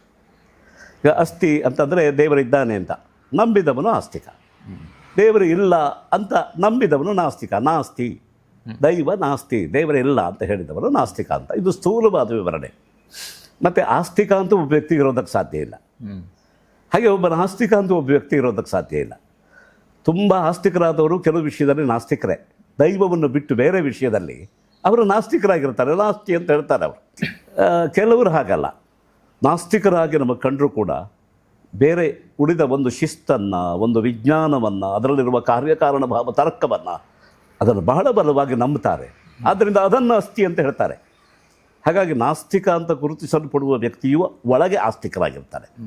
ನಾವು ಮುಖ್ಯವಾಗಿ ದೈವ ಅಂತ, ಭಗವಂತ ಈ ಜಗತ್ತನ್ನು ಸೃಷ್ಟಿ ಮಾಡಿದ ಒಂದು ಶಕ್ತಿ ಅಂತ ಇಟ್ಕೊಳ್ಳುವ ಹಾಗೆ ಇವತ್ತು ಅಷ್ಟೇ ಸ್ಥೂಲವಾದ ವಿವರಣೆ ಇಟ್ಕೊಳ್ಳೋದು. ಈ ಪ್ರಪಂಚವನ್ನು ಸೃಷ್ಟಿ ಮಾಡಿ ಅದನ್ನು ಮುನ್ನಡೆಸ್ತಾ ಒಂದು ದಿವಸ ಅದನ್ನು ಮುಗಿಸುವ ನಿಯಾಮಕವಾದ ಒಂದು ಶಕ್ತಿ ಭಗವಂತ ಅಂತ. ಅದರ ಆಕಾರ ಯಾವುದು ಅದೆಲ್ಲ ಬೇಡ, ನಾವು ಅದರ ಮುಂದಿನ ವಿಚಾರಗಳಿಗೆ ಹೋಗೋದು ಬೇಡ. ಇಷ್ಟನ್ನು ಯಾರು ನಂಬುತ್ತಾರೋ ಅವರನ್ನು ನಾವು ಆಸ್ತಿಕ ಅಂತ ಹೇಳ್ತೇವೆ. ಇದನ್ನು ನಂಬದೇ ಇದ್ದವರು ನಾಸ್ತಿಕ ಅಂತ. ಆದರೆ ಭಾಳ ಒಂದು ವೈಜ್ಞಾನಿಕವಾದ ವಿಷಯ ಐತೆ ಇಲ್ಲಿ. ಅಸ್ಥಿ ಅಂತ ದೇವರಿದ್ದಾನೆ ಅಂತ ಪೂಜೆ ಮಾಡುವವನು ಎಲ್ಲ ಕ್ಷಣದಲ್ಲೂ ದೇವರಿದ್ದಾನೆ ಅಂತ ನಂಬಿ ಬದುಕುತ್ತಾನ ಅಂತ ಆ ಪ್ರಾಮಾಣಿಕತೆಯನ್ನು ನಾವು ಗಮನಿಸಬೇಕು. ಎಲ್ಲೋ ಪರೀಕ್ಷೆಯಲ್ಲಿ ಅನೇಕ ಜನ ಅನುತ್ತೀರ್ಣ ಆಗಿಬಿಡ್ತಾರೆ. ನಮಗೆ ಒಂದು ನಷ್ಟ ಆಗತ್ತೆ, ಒಂದು ಪೂಜೆ ಮಾಡಿದ್ರಿಂದ ನಮ್ಮಲ್ಲಿರುವ ಬಂಡವಾಳ ಖರ್ಚಾಗತ್ತೆ ಅಂತಂದರೆ ಬೇಡ ಅಂತ ಪೋಸ್ಟ್ಪೋನ್ ಮಾಡ್ತೇವೆ. ಇದು ನಾಸ್ತಿಕ್ಯ ಅಲ್ವಾ? ಅಥವಾ ಒಂದು ಸ್ವಲ್ಪ ಕಮ್ಮಿ ಸುಲಭ ಕಮ್ಮಿ ಚೌಕಾಶಿ ಮಾಡ್ತೇವೆ, ಆವಾಗ ಅದು ನಾಸ್ತಿಕ್ಯವಲ್ಲವಾ? ಹೌದು, ನಾಸ್ತಿಕ್ಯವೇ ಅದು. ಒಂದೊಮ್ಮೆ ಭಗವಂತನೇ ಬಂದು ಇಲ್ಲಪ್ಪ ನಿನ್ನಲ್ಲಿರುವ ಎಲ್ಲ ಹಣ ವ್ಯಯ ಮಾಡಿ ನೀನು ಈ ಪೂಜೆ ಮಾಡು ಅಂದರೆ, ಹೌದಾ ನೀನು ಹಾಗೆ ಹೇಳಿಬಿಟ್ಯಾ ಅಂತ ಅವನ ಹತ್ರ ಚೌಕಾಶಿ ಮಾಡೋದಿಲ್ವ ನಾವು? ಅಂದರೆ ಆವಾಗ ನಮ್ಮ ಆಸ್ತಿಕ್ಯದ ನೆಲೆ ಭದ್ರವಾಗಿಲ್ಲ ಅಂತ ಆಗತ್ತೆ. ಅದೇ ರೀತಿ ಒಬ್ಬ ನಾಸ್ತಿಕರನ್ನು ಪ್ರಶ್ನೆ ಮಾಡ್ಬೋದು. ಅವರು ಏನು ಮಾಡ್ತಾರೆ, ಈ ಪ್ರಪಂಚ ಒಂದು ವ್ಯವಸ್ಥೆಯ ಒಳಗಿದೆ, ವ್ಯವಸ್ಥೆ ಮಾಡುವ ವ್ಯಕ್ತಿ ಬೇಕಾಗಿಲ್ಲ ಅಂತ ಅವ್ರು ಹೇಳೋದು. ನಾಸ್ತಿಕ್ಯದ ಅಂದರೆ ನಾಸ್ತಿಕವಾದಕ್ಕೆ ಅನೇಕ ಮುಖಗಳಿವೆ. ನಮ್ಮ ಭಾರತ ದೇಶದಲ್ಲಿ ಆ ಎಲ್ಲ ಮುಖಗಳನ್ನು ಋಷಿಗಳೇ ಬೆಳೆಸಿದ್ದಾರೆ. ಈಗ ಜೈನರಿರಬಹುದು, ಬೌದ್ಧರಿರಬಹುದು, ಚಾರ್ವಾಕರಿರಬಹುದು, ಇನ್ನೂ ಬೇರೆ ಬೇರೆ ವರ್ಗದ ನಾಸ್ತಿಕರಿದ್ದಾರೆ. ಇವರೆಲ್ಲ ಎಷ್ಟು ತರ್ಕದಿಂದ, ಪ್ರಮಾಣದಿಂದ, ಎಷ್ಟು ಪ್ರಾಮಾಣಿಕವಾಗಿ ಸಮರ್ಥನೆ ಮಾಡಿದ್ದಾರೆ ಅಂತಂದರೆ ಅವರು ದೇವರು ಇಲ್ಲ ಎನ್ನುವುದನ್ನು ಹಾಗೆ ನಂಬಿದ್ದಾರೆ. ಆಸ್ತಿಕರು ದೇವರು ಇದ್ದಾನೆ ಎಂಬುದನ್ನು ಹೇಗೆ ನಂಬುತ್ತಾರೋ ಅದಕ್ಕೆ ಕಡಿಮೆ ಇಲ್ಲದೆ ಇದ್ದ ಹಾಗೆ ಅಥವಾ ಅದಕ್ಕಿಂತ ಹೆಚ್ಚಿನದಾಗಿ ದೇವರು ಇಲ್ಲ ಎಂಬ ವಿಷಯವನ್ನು ಅವರು ನಂಬಿದ್ದಾರೆ. ಅದೊಂದು ನಂಬಿಕೆ, ಅದೊಂದು ನಂಬಿಕೆ ಇದೆ. ಆದ್ದರಿಂದ ನಂಬಿಕೆ ಅವರಲ್ಲಿದೆ. ನಾವು ಬೆಲೆ ಕೊಡಬೇಕಾದದ್ದು ಆಸ್ತಿಕ್ಯ ನಾಸ್ತಿಕ್ಯಕ್ಕಲ್ಲ, ಅದನ್ನು ನಂಬುವ ಡಿಗ್ರಿಗೆ, ಯಾವ ಅಂಶದಿಂದ, ಯಾವ ಒಂದು ಚೈತನ್ಯದಿಂದ, ಸಾಮರ್ಥ್ಯದಿಂದ ಅವನು ನಂಬ್ತಾ ಇದ್ದಾನೆ, ಎಷ್ಟು ಆಳವಾಗಿ ಅದನ್ನು ನಂಬ್ತಾ ಇದ್ದಾನೆ, ಅದಕ್ಕೆ ಬೆಲೆ ಕೊಡಬೇಕಾದ್ದು. ಆ ನಂಬಿದ ವಸ್ತು ಅದು ಇರ್ಬೋದು, ಇಲ್ಲದೆ ಇರ್ಬೋದು, ನಮ್ಮ ಮುಖ್ಯ ಅಲ್ಲ. ನಂಬೋದಕ್ಕೆ ಗೊತ್ತಿರಬೇಕು. ಜೀವನದ ನಿಜವಾದ ರಹಸ್ಯ ಮರ್ಮ ಯಾವುದು ಅಂದರೆ ನಂಬಿಕೆ. ಇದು ಒಂದು ರೀತಿಯಲ್ಲಿ ನಿರಾಕಾರ ತತ್ವವ ಅಲ್ಲ, ಅದು ಸಾಕಾರವೂ ಆಗಬಹುದು, ನಿರಾಕಾರವೂ ಆಗಬಹುದು. ಅಂದರೆ ನಿರಾಕಾರಕ್ಕೆ ಹೋಗೋದಕ್ಕೆ ಸಾಕಾರ ಇದೆ. ಆ ನಿರಾಕಾರ ತತ್ವದ ಬಗ್ಗೆ ಅಲ್ಲ, ಅದು ಇದ್ರ ಜೊತೆಗೆ ಮಾತಾಡೋಣ. ಅದು ಹೇಗಿದೆ ಅಂತಂದರೆ, ಈಗ ಮಹಡಿ ನಿರಾಕಾರ ಅಂತ ಇಟ್ಕೊಳ್ಳಿ. ಆ ಮಹಡಿಗೆ ನಾವು ನೆಲದಿಂದ ಒಂದೇ ಸಾರಿ ಹೆಜ್ಜೆ ಇಟ್ಟು ಬರೋಕ್ಕಾಗೋಲ್ಲ, ನಮಗೆ ಏಣಿ ಬೇಕು. ಏಣಿಯಲ್ಲಿ ಒಂದೊಂದು ಹೆಜ್ಜೆಯೂ ನೆಲಕ್ಕಿಂತ ಸ್ವಲ್ಪ ಮೇಲೆ ಇರುತ್ತೆ ಅಲ್ವಾ? ನೆಲ ಅಲ್ಲ, ನೆಲದಷ್ಟು ಕೆಳಗಿರೋಲ್ಲ. ಒಂದಡಿ ಮೇಲೆ ಒಂದು ಮೊದಲನೆಯ ಒಂದು ಮೆಟ್ಟಿಲು ಬಂತು, 2 ಅಡಿ ಮೇಲಕ್ಕೆ ಮತ್ತೊಂದು ಮೆಟ್ಟಿಲು ಬಂತು, ಇನ್ನೊಂದು ಅಡಿ ಮೇಲಕ್ಕೆ ಮತ್ತೊಂದು ಮೆಟ್ಟಿಲು ಬಂತು. ಈ ಮೆಟ್ಟಿಲುಗಳೆಲ್ಲ ಸಾಕಾರ. ಸಾಕಾರದ ಮೆಟ್ಟಿಲುಗಳನ್ನು ಏರಿದವನೇ ನಿರಾಕಾರದ ಮಹಡಿಗೆ ಬರಬಲ್ಲ, ಇಲ್ಲ ಎದುರು ಬರೋದಕ್ಕಾಗೋಲ್ಲ. ಆದ್ದರಿಂದ ಸಾಕಾರ ನಿರಾಕಾರಗಳು ವಿರೋಧಿ ಅಲ್ಲವೇ ಇಲ್ಲ, ಒಂದು ಸಹಕಾರಿ. ಅದು ಸಾಕಾರ ನಿರಾಕಾರ ತತ್ವಗಳು ಒಂದಕ್ಕೊಂದು ಸಹಕಾರಿ. ಆದ್ದರಿಂದ ಅವನು ಆ ಯಾತ್ರೆಯಲ್ಲಿ ಹಾಗೆಯೇ ಬರಬೇಕಾಗ್ತದೆ. ಈಗ ನಂಬಿಕೆ ಎನ್ನುವುದು, ಬಾಡಿಗೊಂದು ನಂಬಿಕೆ ಬೇಕು. ಈ ಬಾಡಿಗೊಂದು ನಂಬಿಕೆ ಅಂತ DV ಜಿಯವರು ಒಂದು ಶೀರ್ಷಿಕೆ ಕೊಟ್ಟರು. ತುಂಬ ಅದ್ಭುತವಾಗಿದೆ ಇದು. ಬಾಳಿಗೆ ನಿಜವಾಗಿ ನಂಬಿಕೆ ಯಾವುದು ಅಂದರೆ ಒಂದು ಅಂತ, 2 ಅಲ್ಲ ಅಂತ ಧ್ವನಿ ಇದೆ. ಅವರು ತುಂಬ ಒಳ್ಳೆಯ ಅದ್ವೈತ ವೇದಾಂತವನ್ನು ಆಳವಾಗಿ ಅಧ್ಯಯನ ಮಾಡಿ ಅದನ್ನು ಕನ್ನಡ ಭಾಷೆಯೊಳಗೆ ಕಾವ್ಯದ ಪಾಕ ಕೊಟ್ಟು ತಂದವರು ಮಾನ್ಯ DV ಜಿಯವರು ಪರಮ ಪೂಜ್ಯರು. ಯಾಕೆ ಅಂದರೆ ಈ ದೃಷ್ಟಿಯಿಂದ ಕನ್ನಡ ಭಾಷೆಗೆ ಅದ್ವೈತ ವೇದಾಂತವನ್ನು ಜೀರ್ಣಿಸಿಕೊಳ್ಳುವ ಮತ್ತು ಅದನ್ನು ಪಾಕ ಮಾಡಿ ಕೊಡಬಲ್ಲ ಶಕ್ತಿ ಇದೆ ಎಂದು ಮಾಡಿ ತೋರಿಸಿದಲ್ಲ. ಅವರು ಒಂದು ಶೀರ್ಷಿಕೆ ಓದುವಾಗ ನನಗೆ ರೋಮಾಂಚ ಆಯಿತು. ಬಾಳಿಗೊಂದು ನಂಬಿಕೆ ಅಂತ. ಜೀವನ ಮಾಡುವವನಿಗೆ ಒಂದು ನಂಬಿಕೆ ಇರಬೇಕು ಅಂತ. ನಂಬಿಕೆ ಇರದೇ ಇದ್ದವನು ಬದುಕೋದೇ ಇಲ್ಲ. ನೋಡಿ, ನಂಬಿಕೆ ಕಳ್ಕೊಂಡಾಗಲೇ ಆತ್ಮಹತ್ಯೆ ಮಾಡ್ಕೊಳ್ಳೋದು. ಯಾವುದಾದ್ರೂ ಒಂದು ನಂಬಿಕೆ ಇದ್ದರೆ ಯಾವ ವ್ಯಕ್ತಿಯೂ ಆತ್ಮಹತ್ಯೆ ಮಾಡ್ಕೊಳ್ಳೋಕೆ ಮುಂದಾಗೋದಿಲ್ಲ. ಒಂದಾದರೂ ನಂಬಿಕೆ ಇರಬೇಕು, ಅಟ್ಲೀಸ್ಟ್ ಅಂತ. ಅದನ್ನೇ ನಾವು ಹೇಳೋದು ಎಟ್ ಲಾಸ್ಟ್ ಒಂದು ಅಂತ. ಅಟ್ಲೀಸ್ಟ್ ಮಾತ್ರ ಅಲ್ಲ, ಎಟ್ ಲಾಸ್ಟ್ ಒಂದು. ಬಾಳಿಗೆ ಒಂದು ನಂಬಿಕೆ, ಎರಡು ಎನ್ನುವುದು ನಂಬಿಕೆಯ ವಿಷಯವೇ ಅಲ್ಲ.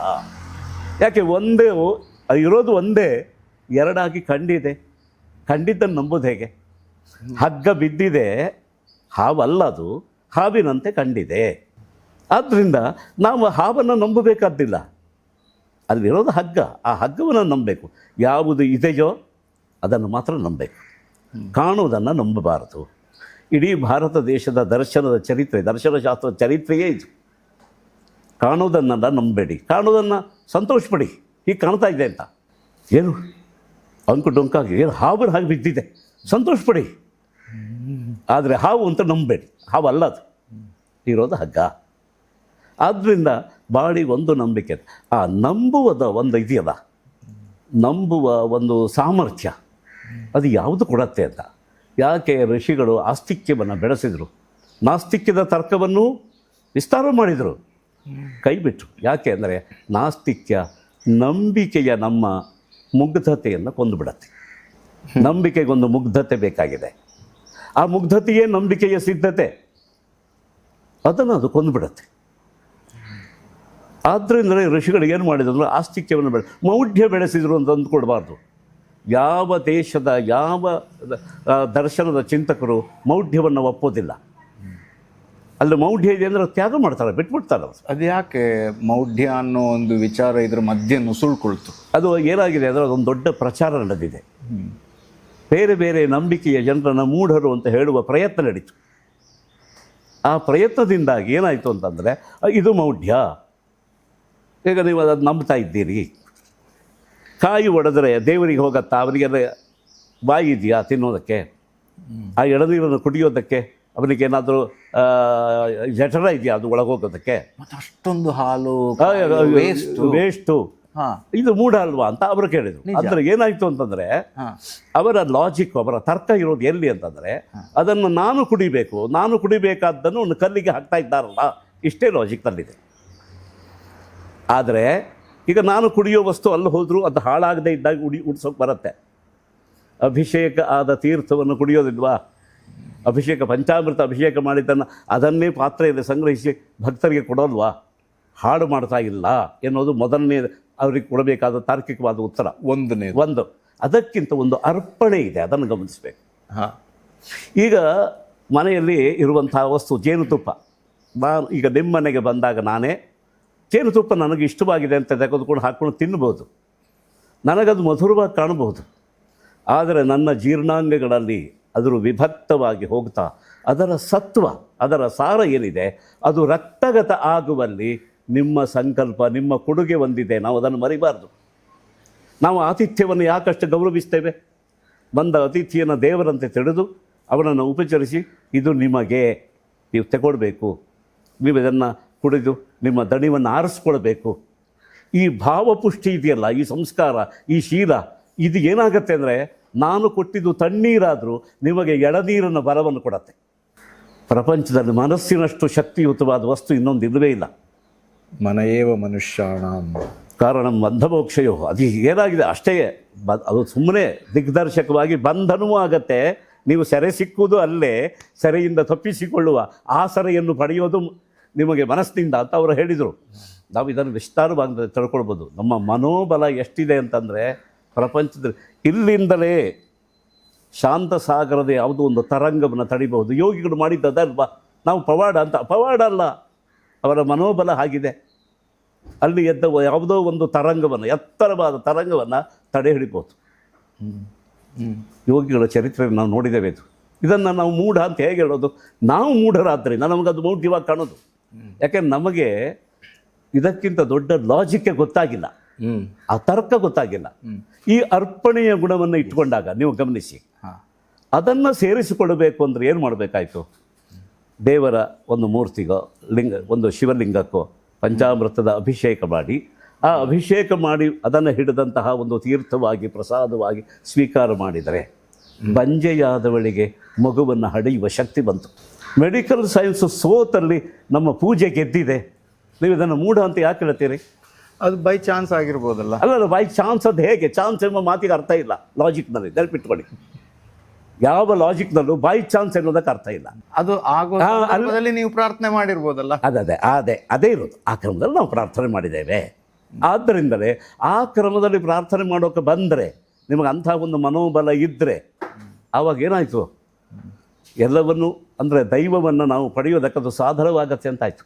ನೀವು ಅದೇ ಈ ಕಾನ್ಸೆಪ್ಟ್ ಬಗ್ಗೆ ಹೇಳ್ತಾ ಇದ್ರಿ, ಅದೇ ಅದು ವೇಸ್ಟ್ ಆಗಿ ಹೋಗುತ್ತೆ, ಅದೇ ವೇಸ್ಟ್ ಆಗತ್ತೆ ಅಂತ ಹೇಳುವಂಥದ್ದು ಏನಾಗಿದೆ, ಇದು ಮೂಢ ಅಂತ ಹೇಳಿದ್ದು ಯಾವ ಅರ್ಥದಲ್ಲಿ ಅಂತ ಕೇಳಿದರೆ, ಆ ವಸ್ತುವಿನ ಉಪಯೋಗ ಆಗಿಲ್ಲ, ಅದರ ವಿನಿಯೋಗ ಆಗಿಲ್ಲ ಎನ್ನುವ ಒಂದು ಕಾರಣದಿಂದ ಹಾಗೆ ಮಾಡ್ತಾ ಇದ್ದಾರೆ ಅಂತ. ನೀವು ಅದರ ಆಚೆಗೆ ಹೋಗಿ ನೋಡಿ. ಅದರ ಆಚೆಗೆ ಹೋಗಿ ನೋಡಿದಾಗ ಅವಾಗ ಏನಾಗುತ್ತೆ ಅಂದರೆ ವೇಸ್ಟ್ ಅನ್ನೋದು ಇಲ್ಲವೇ ಇಲ್ಲ. ಮತ್ತು ಈ ಪ್ರಪಂಚದಲ್ಲಿರುವ ಪಂಚಭೂತಗಳ ಒಂದು ಸಮುದಾಯ ಅಲ್ವಾಯಿತು, ಪಂಚಭೂತಗಳ ಸಮುದಾಯ. ಇಲ್ಲಿ ವಿಜ್ಞಾನಿಗಳೇ ಈ ಮಾತನಾಡ್ತಾ ಇದ್ದಾರೆ, ನೀವು ಏನು ಮಾಡಿದರೂ ಯಾವುದು ವೇಸ್ಟ್ ಆಗೋಲ್ಲ ಅಂತ. ಮತ್ತು ಇಲ್ಲೇ ಇರುತ್ತೆ, ಅದು ಎಲ್ಲಿ ಹೋಗುತ್ತೆ? ಅದು ಯಾವುದೋ ಒಂದು ಕೆಮಿಕಲ್ ರಿಯಾಕ್ಷನ್ ಆದಾಗ ಅದು ಅನಿಲ ಎಂಬ ಅಂದರೆ ಆ ವಾಯು ತತ್ವವನ್ನು ಸೇರಿಕೊಳ್ಳುತ್ತೆ. ಇನ್ನೆಲ್ಲೋ ಒಂದು ಕಡೆಗೆ ಅದು ಬೆಂಕಿಯಾಗಿ ಅದು ಅಗ್ನಿ ತತ್ವದಲ್ಲಿ ಸೇರಿಕೊಳ್ಳುತ್ತೆ. ಒಂದು ಕಡೆಗೆ ಆ್ಯಸಿಡ್ ಆಗಿ ಅಥವಾ ಅದರ ಒಂದು ಬೂದಿಯಾಗಿ ಪಾರ್ಥಿವ ಅಂಶದಲ್ಲಿ ಸೇರಿಕೊಳ್ಳುತ್ತೆ. ಅದು ಇಲ್ಲೇ ಇರುತ್ತೆ, ಅದು ಎಲ್ಲೂ ಹೋಗಲ್ಲ ಅಂತ. ಇನ್ನೂ ಒಂದು ಹಂತದಲ್ಲಿ ನಾನು ಹೀಗೆ ಮಾತಾಡ್ತಾ ಯೋಚನೆ ಮಾಡಿದ್ದೇನು ಅಂತಂದರೆ, ಓಕೆ ಅದೆಲ್ಲೋ ಹರಿದು ಹೋಗುತ್ತೆ, ಅಲ್ಲಿರುವಂತಹ ಜೀವ ಜಂತುಗಳಿಗೂ ಅದು ಆಹಾರ ಆಗುತ್ತೆ. ಅಲ್ಲ, ಅದು ಒಂದು ಪ್ರಯೋಜನ. ಅದು ಏನಾಗಿದೆ ಅಂದರೆ ಅವರ ಒಂದು ಲಿಮಿಟೆಡ್ ಲಾಜಿಕ್ಕನ್ನು ತೃಪ್ತಿಪಡಿಸೋದಕ್ಕೆ ಹೇಳುವ ವಿಷಯ ಇದು ಅಲ್ವಾ? ಅಲ್ಲ, ಒಂದು ಉತ್ತರ. ಅದು ಒಂದು ಉತ್ತರ. ಅದು ಏನಾಗಿದೆ, ಹಾಲು ಕುಡಿಯೋದಕ್ಕೆ ಇರೋದು, ನಾನು ಕುಡಿಲಿಲ್ಲ, ಅದು ಕುಡೀತು ಅಂತ. ಅಟ್ಲೀಸ್ಟ್ ಅಂದರೆ ಅವರ ಒಂದು ಸೀಮಿತವಾದ ತರ್ಕವನ್ನು ಸಂತೋಷಪಡಿಸೋದಕ್ಕೆ ಹೇಳೋ ಮಾತಷ್ಟೇ. ಅದೇ ನಮ್ಮ ಉದ್ದೇಶ ಅಲ್ಲ. ಅಲ್ಲ ಅಲ್ಲ ಅಲ್ಲ ನಾವು ತುಂಬ ಪಾರಮಾರ್ಥಿಕವಾಗಿ ಯೋಚನೆ ಮಾಡೋದಾದ್ರೆ ಅದು ನಮಗೆ ಇದರಲ್ಲಿ ಬರೋದಿಲ್ಲ. ಈ ಅರ್ಪಣೆಯ ಅಂಶ ಇದೆಯಲ್ಲ, ನಿಜ, ಅರ್ಪಣೆಯ ಅಂಶ ಬಹಳ ಮುಖ್ಯವಾದದ್ದು. ಅದನ್ನೇ ಸಾಧಿಸಬೇಕು. ಭಾರತೀಯರು ನೋಡಿದ್ದು ಅದನ್ನು.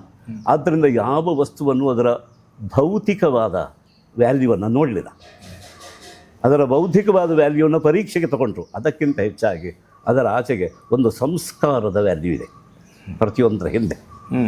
ಅದನ್ನು ಭಾರತೀಯರು ಕಂಡರು. ಅದೇ ಭಾರತೀಯ ಸಂಸ್ಕೃತಿ. ಇಲ್ಲದೆ ಇದ್ರೆ ಒಣಗಿದ ಒಂದು ಹುಲ್ಲು, ದರ್ಭೆ ನಮಗೆ ಅತ್ಯಂತ ಪವಿತ್ರ ಅಲ್ವಾ? ನೀವು ಅದೇ ಒಬ್ಬ ಬೇರೆ ದೇಶದ ವ್ಯಕ್ತಿ ತೋರಿಸಿದ್ರೆ ಅವರು ಯೂಸ್ಲೆಸ್ ಅದು ಅಂತ ತೆಗೆದು ಹೆಸರು ಬಿಡ್ತಾರೆ, ಡ್ರೈ ಗ್ರಾಸ್ ಅಂತ ಹೆಸರು ಬಿಡ್ತಾನೆ. ನಮಗಾಗಲ್ಲ, ಪವಿತ್ರ ಅದು. ನಮ್ಮ ಎಲ್ಲ ಕೆಲಸಗಳನ್ನು ನಿಯಂತ್ರಿಸಿ ಅದರಲ್ಲಿ ಗುಣವನ್ನು ಮಾತ್ರ ತಂದು ದೋಷವನ್ನು ನಿವಾರಿಸುವ ಒಂದು ಸಾಧನ ಅದು. ಅಷ್ಟು ಶಕ್ತಿಯನ್ನು ಅದ್ರ ಏನಾಗಿದೆ, ನೀವು ಸಂಸ್ಕಾರದಿಂದ ನೋಡಬೇಕು. ಅದನ್ನು ಸಂಸ್ಕಾರದಿಂದ ನೋಡಬೇಕು. ಸಂಸ್ಕಾರದಿಂದ ನೋಡಿದಾಗ ಆ ಒಂದು ನಮಗೆ ಎದು ಸಿಗ್ತದೆ. ಸಂಸ್ಕಾರ ಅಂತ ಹೇಳಿದ್ರಿ. ಹಾಗೆ ಸಂಸ್ಕಾರ ಅನ್ನೋದಕ್ಕೆ ಆಧಾರ, ಸಂಸ್ಕಾರ ಆಧಾರ ಎನ್ನುವುದು ನಮ್ಮ ಜೀವನವೇ ಆಧಾರ ಅಲ್ವಾ? ನೋಡಿ, ಶೀಲ ಮತ್ತು ಸಂಸ್ಕಾರ ಇವೆರಡು ತುಂಬ ಹತ್ತಿರವಾದಂಥ ವಿಷಯಗಳು. ಸಂಸ್ಕಾರವೇ ಘನೀಭೂತ ಆಗುತ್ತಾ ಒಂದು ವ್ಯವಸ್ಥೆಗೆ ಒಳಪಡ್ತಾ ಶೀಲ ಆಗುತ್ತೆ. ಶೀಲ ಇದ್ದರೆ ಒಳಗೆ ಅವನ ಶೈಲಿಯಲ್ಲೇ ಗೊತ್ತಾಗತ್ತೆ ಈ ಶೀಲ ಇದೆ ಅಂತ. ಶೀಲ ಮತ್ತು ಶೈಲಿ ಎರಡು, ಶೀಲ ಶಬ್ದದಿಂದಲೇ ಶೈಲಿ ಶಬ್ದ ಬಂದಿದೆ. ಇದು ವಿವೇಕಾನಂದರ ಶೈಲಿ ಅಂತಂತೇವೆ. ವಿವೇಕಾನಂದರ ಶೈಲಿ ಅಂದೇನು?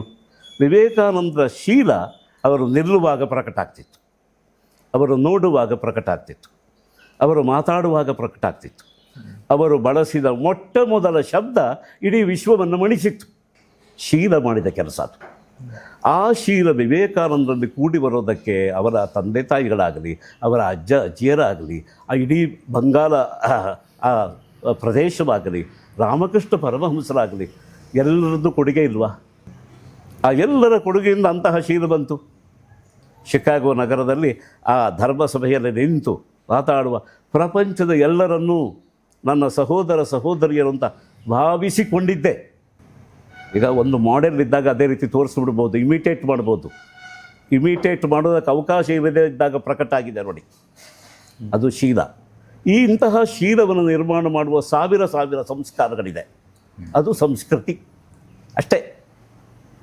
ಆದ್ದರಿಂದ ಭಾರತೀಯ ಸಂಸ್ಕೃತಿ ಯಾಕೆ ಉಳಿಸ್ಬೇಕು ಅಂದರೆ ಭಾರತೀಯ ಶೀಲ ಉಳಿಬೇಕು. ಆ ಶೀಲ ಉಳಿದ್ರೆ ನಮ್ಮೆಲ್ಲರ ಶೈಲಿಯೂ ಭಾರತೀಯ ಆಗತ್ತೆ. ಕ್ಯಾರೆಕ್ಟರ್ ಅಂತ ಅನ್ಬೋದು.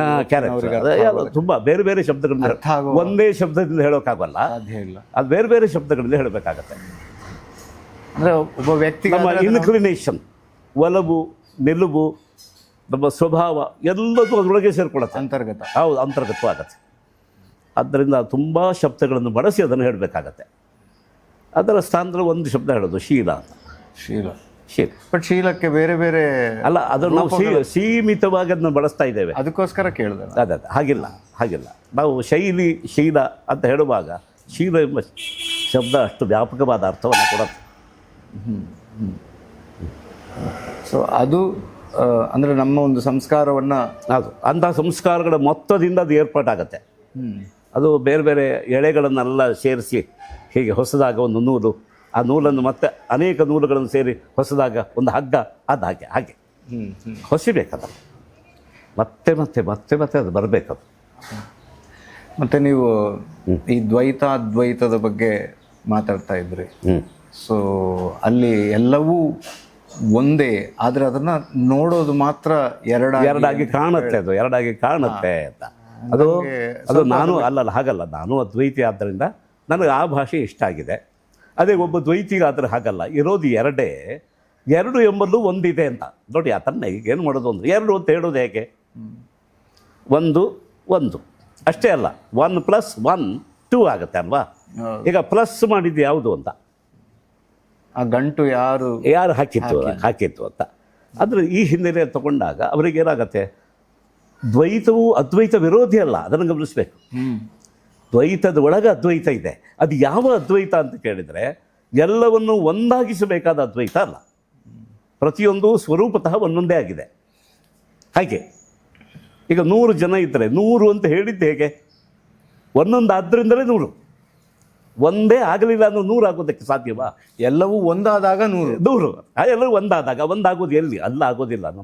ನಮ್ಮ ಮನಸ್ಸಿನಲ್ಲಿ. ಆದರೂ ಕೂಡ ಒಂದು ಹಂತದಲ್ಲಿ ನಾವು ಗಮನಿಸೋದಾದ್ರೆ, ಈ ಅದ್ವೈತದ ಯೋಚನಾ ಲಹರಿ ಇರೋರ್ಗೂ ದ್ವೈತದ ಯೋಚನಾ ಲಹರಿ ಇರೋರ್ಗೂ ಇವತ್ತಿನ ಕಾಲಘಟ್ಟದಲ್ಲಿ ಒಂದು ಸ್ವಲ್ಪ ಯೋಚನೆಯ ವೈರುಧ್ಯ ಅಲ್ಲ ಕಾಣುತ್ತೆ. ಅದು ಸಹಜ. ಅದು ಏನಾಗಿದೆ ಅಂದರೆ, ಮನೆ ಒಳಗಿದ್ದವರಿಗೂ ಮನೆ ಹೊರಗಿದ್ದವರಿಗೂ ಒಂದು ವೈರುಧ್ಯದಾಗೆ. ಮನೆಯ ಒಳಗಿದ್ದಾಗ ನಮಗೆ ಹೇಗೂ ಒಂದು ಆಶ್ರಯ ಇರುತ್ತೆ, ಮನೆಯ ಒಳಗಿನ ಮಾತೇ ಬೇರೆ ಅಲ್ವಾ? ನಾವೇ ಬೀದಿಗೆ ಬಂದಾಗ, ಹೊರಗಡೆ ಬಂದಾಗ ಅಲ್ಲಿ ಆಡುವ ಮಾತೇ ಬೇರೆ. ನಮ್ಮ ಮನೆಯವರು ಬಂದಾಗಲೇ, ನಾವು ಮನೆ ಒಳಗಿದ್ದಾಗ ನಮ್ಮ ಬೇಕಾದ ವ್ಯಕ್ತಿಯನ್ನು ಯಾವ ಧ್ವನಿಯನ್ನು ಕೂಗಿ ಕರಿಬೋದು, ಬಾರೋ ಅಂತ ಹೇಳ್ಬೋದು.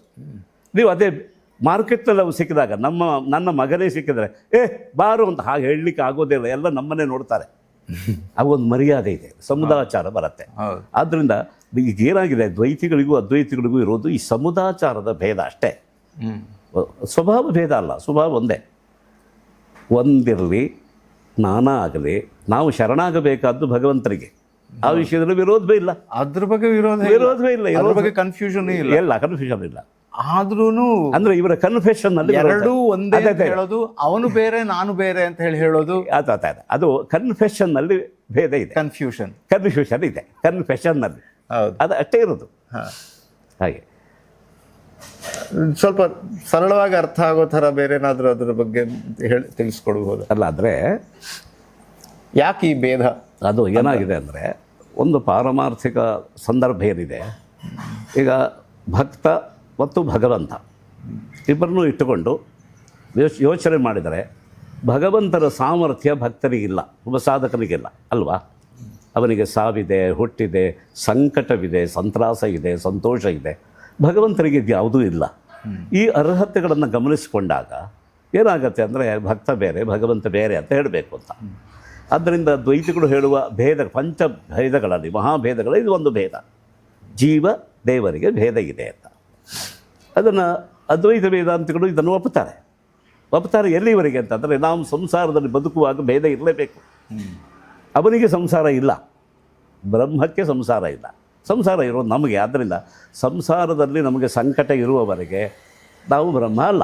ಆದರೆ ಪಾರಮಾರ್ಥಿಕವಾಗಿ ನೋಡು, ಕೊನೆಯಲ್ಲಿ ಏನಾಗತ್ತೆ ಅಂತಂದರೆ ಅದೇ ಆಗತ್ತೆ ಅಂತ. ಉದಾಹರಣೆಗೆ, ಗಂಗಾ ನದಿಯ ನೀರು ಯಮುನಾ ನದಿಯ ನೀರು, ನರ್ಮದಾ ನದಿಯ ನೀರು. ನೀವು ನೀರಂತಂದರೆ ಅದರ ರಾಸಾಯನಿಕ ಪರೀಕ್ಷೆ ಮಾಡಿ, ಆ ನೀರು ಬೇರೆ ಬೇರೆಯಾಗಿರುತ್ತೆ.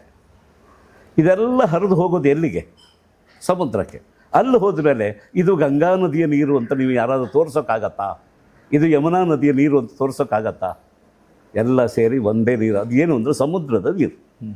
ಆ ಸಮುದ್ರದ ನೀರು ಎಂಬ ಸ್ಥಾನದಲ್ಲಿ ಬ್ರಹ್ಮ ಇದೆ. ಬ್ರಹ್ಮದೊಳಗೆ ಸೇರಿದ ಮೇಲೆ ಜೀವಭಾವ ಇಲ್ಲ ಅಂತ. ಅದೇ ನೀರು, ಬ್ರಹ್ಮನಾದ ನೀರು ಒಂದು ಕಾಲದಲ್ಲಿ ಬೇರೆ ನೀರಾಗಿತ್ತು. ಬೇರೆ ನೀರು ಯಾಕಾಯಿತು? ಮೋಡ, ಸೂರ್ಯ ಬಂದು ಆ ಸಮುದ್ರದ ನೀರನ್ನು ಕಾಯಿಸಿ ಅದು ಆವಿಯಾಗಿ ಮೇಲೆ ಬಂದು ಮೋಡವಾಗಿ ಬಂದು ಚಲಿಸಿ ಮಳೆ ಆಗಿ ಆ ಸ್ಥಳದಲ್ಲಿ ನಿಂತಾಗ ಆ ಪ್ರದೇಶದ ಗುಣಧರ್ಮವನ್ನು ಸೇರಿಸ್ಕೊಳ್ತು. ಆದರೂ ಅದು ಇದು ಒಂದೇ ನೀರು, ಶುದ್ಧವಾದ ನೀರು ಬೇರೆ ಆಯಿತು, ಬೇರೆ. ಅದನ್ನು ಹೇಳುತ್ತು, ಈ ಆಕೃತಿ ಬೇರೆ ಆಯಿತು, ಆಕೃತಿಗೆ ಅನುಗುಣವಾಗಿ ಗುಣ ಬೇರೆ ಆಯಿತು ಅಂತ. ಇಷ್ಟೇ ಇರೋದು ಅಂತ.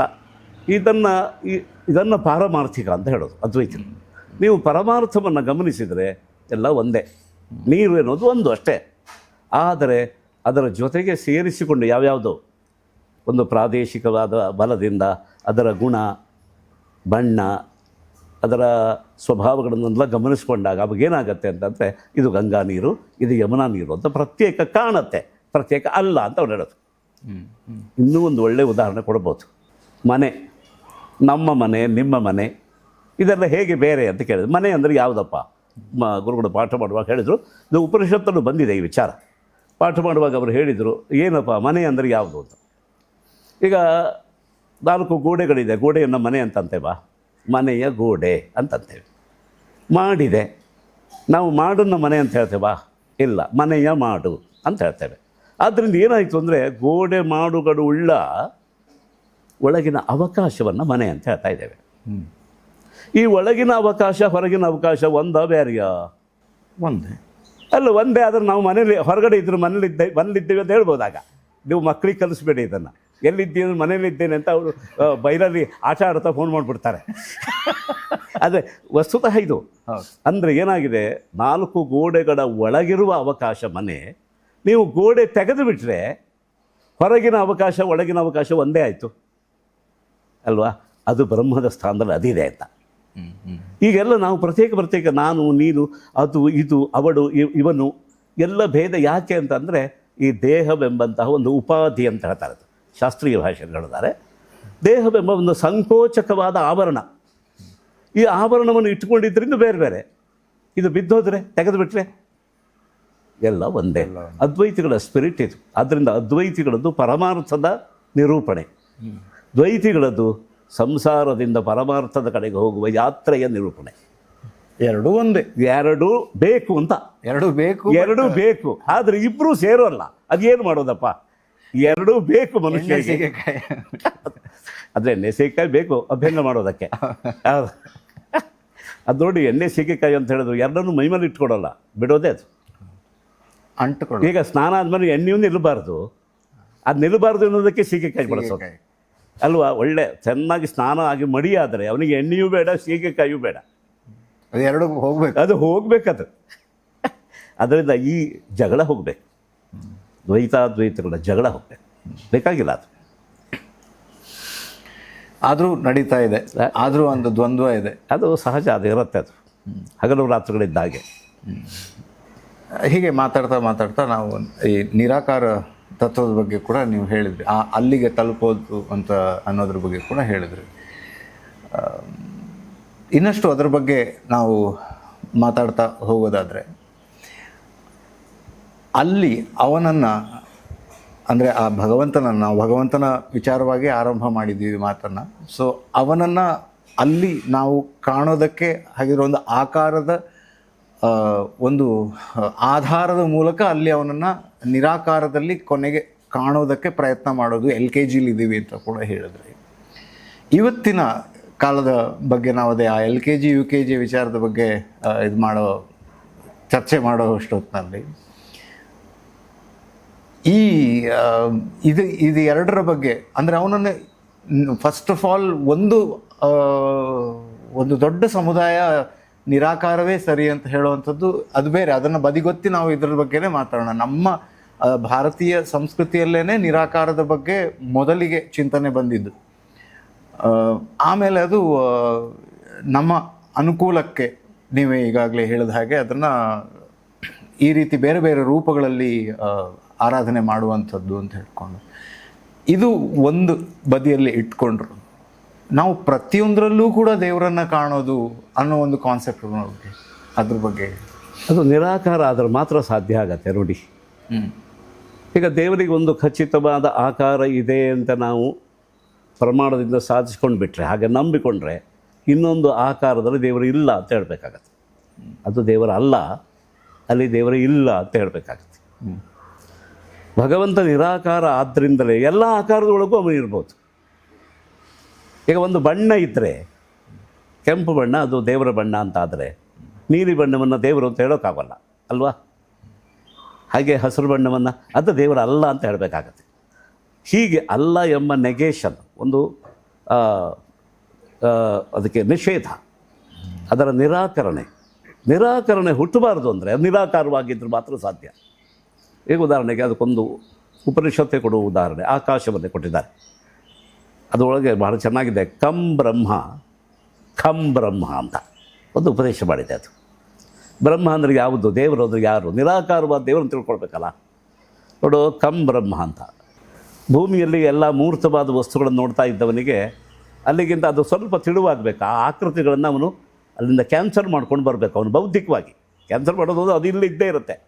ನಮ್ಮ ಆಲೋಚನಾ ಕ್ರಮದಲ್ಲಿ ಆ ಹೊರಗಿನ ಮೂರ್ತವಾದ ಮೂರ್ತಿಗಳನ್ನೆಲ್ಲ ಬಿಡ್ತಾ ಬರಬೇಕು, ತೋರಿಸೋದಕ್ಕೆ ಖಂ ಬ್ರಹ್ಮ ಅಂತ. ನೋಡಪ್ಪ, ನೀರಿಗೆ ಏನು ಆಕಾರ ಇದೆ, ಏನು ಬಣ್ಣ ಇದೆ, ಏನಿಲ್ಲ. ನೀವು ಯಾವ್ಯಾವ ಪಾತ್ರೆ ಹಾಕಿದ್ದೀರೋ ಅದದೇ ಕಾಣುತ್ತೆ. ಅದಕ್ಕೆ ಪ್ರತ್ಯೇಕವಾದ ಆಕಾರ ಇಲ್ಲ, ನೀರಾಕಾರ ಇಲ್ಲ. ಯಾವುದು ನಿರಾಕಾರ, ನಿರಾಕಾರ ಅದು. ಆ ನೀರಾಕಾರವನ್ನು ಮೊದಲು ಉದಾಹರಣೆ ಕೊಟ್ಟರು. ಹಾಗಂತ ನೀರಿಗೂ ಒಂದು ಆಕಾರ ಇದೆ. ಈಗ ನೀವು ಒಂದು ಗ್ಲಾಸ್ನಲ್ಲಿ ಎಷ್ಟು ನೀರಿದೆ ಅಂತ ಕೇಳಿದ್ರೆ ಹೇಳೋಕೆ ಬರುತ್ತೆ ಅಲ್ವಾ, ಇಷ್ಟೇ ನೀರಿದೆ ಅಂತ. ಆ ಒಂದು ಆಕಾರ ಇದೆ ಅದಕ್ಕೆ, ಆದರೆ ಪ್ರಮಾಣ ಇದೆ, ಎಷ್ಟು ಪ್ರಮಾಣ ಇದೆ. ಆದರೆ ಅದರ ಹೊರಗಿನ ಆಕಾರ ಪಾತ್ರೆಯ ಆಕಾರವೇ ಆಗಿದೆ ಅದು ಅಲ್ವಾ. ಆದ್ದರಿಂದ ಖಂ ಬ್ರಹ್ಮ ಅಂತ ಸ್ವಲ್ಪ ಮೆಲ್ಲಗೆ ಈ ಮೂರ್ತವಾದಂತಹ ಮೂರ್ತಿಯ ಅಂಗಾಂಗಗಳನ್ನು, ಅಳತೆಯುಳ್ಳ ಅಂಗಾಂಗಗಳನ್ನು ನಿರಾಕರಣೆ ಮಾಡೋದಕ್ಕೆ ನಮಗೊಂದು ಶಿಕ್ಷಣ ಕೊಟ್ಟರು. ಅದಕ್ಕಿಂತ ಮುಂದಿನ ಉಪದೇಶ ಏನು ಅಂದರೆ ಖಂ ಬ್ರಹ್ಮ ಅಂದರೆ ಆಕಾಶ ಅಂತ. ಆಕಾಶಕ್ಕೆ ಆಕಾರ ಎಲ್ಲಿದೆ ಅಂತ. ಹಾಗಂತ ಲೋಕದಲ್ಲಿರುವ ಎಲ್ಲ ಆಕಾರದೊಳಗೂ ಆಕಾಶ ಇದೆ. ನೀವು ಗಮನಿಸಿ, ಈಗ ವಿಭಜಿಸುವ ಪರಮಾಣುವಿನ ಒಳಗೂ ಆಕಾಶ ಇದೆ. ಇಲ್ಲದೆ ಇದ್ರ ವಿಭಾಗ ಸಾಧ್ಯ ಆಗ್ತಾ ಇರಲಿಲ್ಲ. ಸೊ ನಂಬಿಕೆ ಎಷ್ಟು ಗಟ್ಟಿಯಾಗಿರಬೇಕು ಅನ್ನೋದ್ರ ಬಗ್ಗೆ ನೀವು ಹೇಳ್ತಾ ಇದ್ರಿ. ಅದು ನಿಮ್ಮ ತಂದೆ ನಿಮಗೆ ಹೇಳಿಕೊಟ್ಟ ಪಾಠ. ಅಂದರೆ ನಮಗೆ ನಂಬಿದರೆ ಪೂರ್ಣವಾಗಿ ನಂಬಬೇಕು ನಾವು. ನಮ್ಮ ನಂಬಿಕೆಯ ಅದರ ಶಕ್ತಿಯಿಂದಲೇ ಒಂದು ಕೆಲಸ ಆಗೋದು, ಆಗದೇ ಇರೋದು.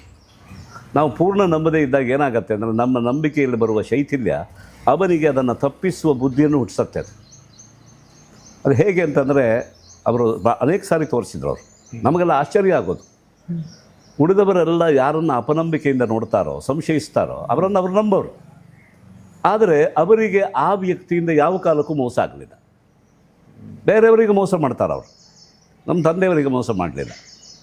ನಮ್ಮ ತಂದೆಯವರ ಬಗ್ಗೆ ತುಂಬ ಜನ ಅದನ್ನೇ ಹೇಳ್ತಾಯಿದ್ರು. ಈಗ ಒಬ್ಬ ಅವನನ್ನು ಹೊಡೆಯೋದಕ್ಕೆ ಅವನು ಕಾಯ್ತಾ ಹೊಂಚು ಹಾಕಿದ್ದಾನೆ ಅಂದರೆ ಅವರ ಕೈಗೆ ಬಡಿಗೆ ಕೊಡೋರು ಅವರು ಬೇಕಾದ್ರೆ.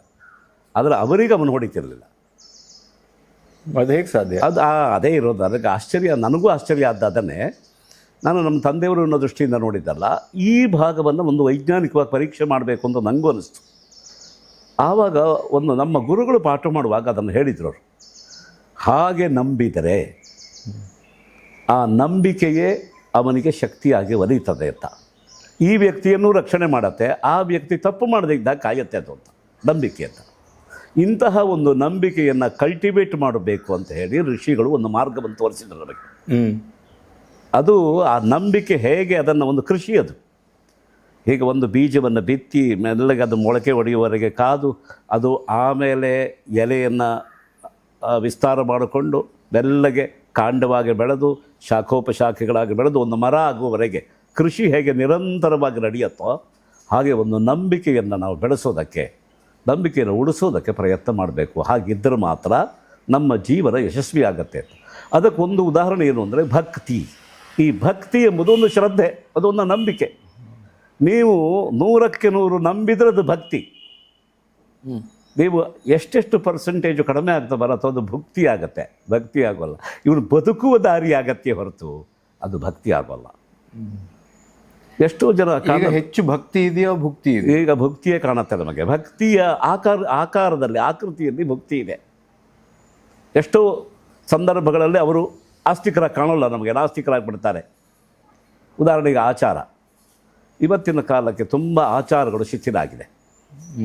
ಆಚಾರ ಉಳಿಸ್ಕೊಂಡಿದ್ದೇವೆ ಅಂತ ಅವರು ಜನರಿಗೆ ತೋರಿಸ್ತಾ ಇರ್ತಾರೆ, ಸದಾಚಾರಿಗಳಂತೆ ಜನರಿಗೆ ನಿರೂಪಣೆ ಮಾಡ್ತಾ ಇರ್ತಾರೆ. ಆ ಆಚಾರದ ಶ್ರದ್ಧೆ ಅವರಿಗೆ ಇರೋಲ್ಲ. ಆಚಾರವೇ ಹಿಂದಿಯ ಆಚಾರ ಆಗ್ಬಿಟ್ಟು ಅದು ಇರ್ಬೋದು, ಅದು ಇರ್ಬೋದು. ಅದು ಒಬ್ಬರ ಕೈ ಹಾಗಾಗಿದೆ ಎನ್ನು ಹಾಗೆ ಕಾಣುತ್ತೆ ನಮಗೆ. ಅಂದರೆ ಎಲ್ಲರ ಬಗ್ಗೆ ನಮ್ದು ಆಕ್ಷೇಪ ಅಲ್ಲ, ನಿಜ. ತುಂಬ ಸಮುದಾಯ, ದೊಡ್ಡ ಸಮುದಾಯವನ್ನು ನಾವು ಇಟ್ಟುಕೊಂಡು ಈ ಒಂದು ವಿಮರ್ಶೆಯನ್ನು ಮಾಡಬೇಕಾಗತ್ತೆ. ಅವರು ನಂಬಿಲ್ಲ ಅಂತ, ನಂಬಿದ್ದಿದ್ದರೆ ಉದಾಹರಣೆಗೆ ನನ್ನನ್ನೇ ನಾನು ಹೇಳ್ತೇನೆ. ನಾನು 2 ಹೊತ್ತು ಸಂಧ್ಯಾ ವಂದನೆ ಮಾಡಬೇಕು, ಪ್ರಯಾಣದಲ್ಲಿದ್ದಾಗ ಮಾಡೋಲ್ಲ.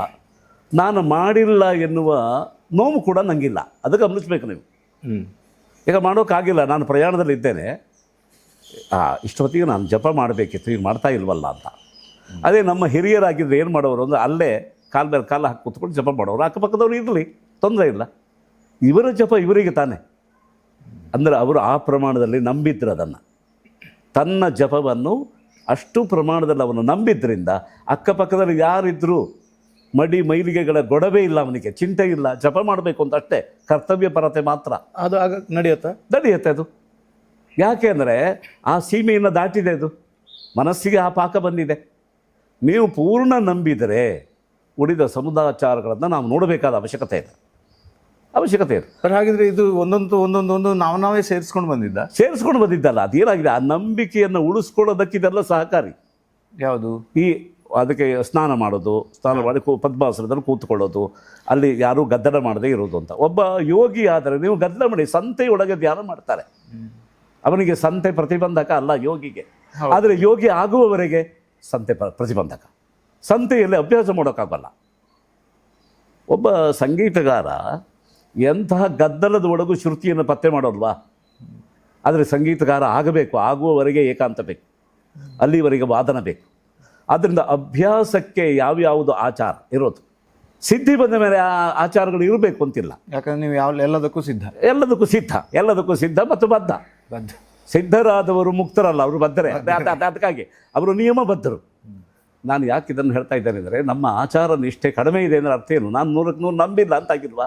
ಹಾಗೆ ನಂಬುವ. ಈಗ ನಮ್ಮ ಮಕ್ಕಳನ್ನು ನಾವು ನಂಬಬೇಕು, ನಮ್ಮ ವಿದ್ಯಾರ್ಥಿಗಳನ್ನು ನಂಬಬೇಕು, ನಮ್ಮ ಸೈನಿಕರನ್ನು ನಾವು ನಂಬಬೇಕು, ನಮ್ಮ ಪೊಲೀಸರನ್ನು ನಾವು ನಂಬಬೇಕು, ನಮ್ಮ ವೈದ್ಯರನ್ನು ನಾವು ನಂಬಬೇಕು. ನೀವು ಇದನ್ನೇ ಪರೀಕ್ಷೆ ಮಾಡಿ, ನಾವು ಎಷ್ಟೆಷ್ಟು ನಂಬಿದ್ದೇವೆ ಅಂತ.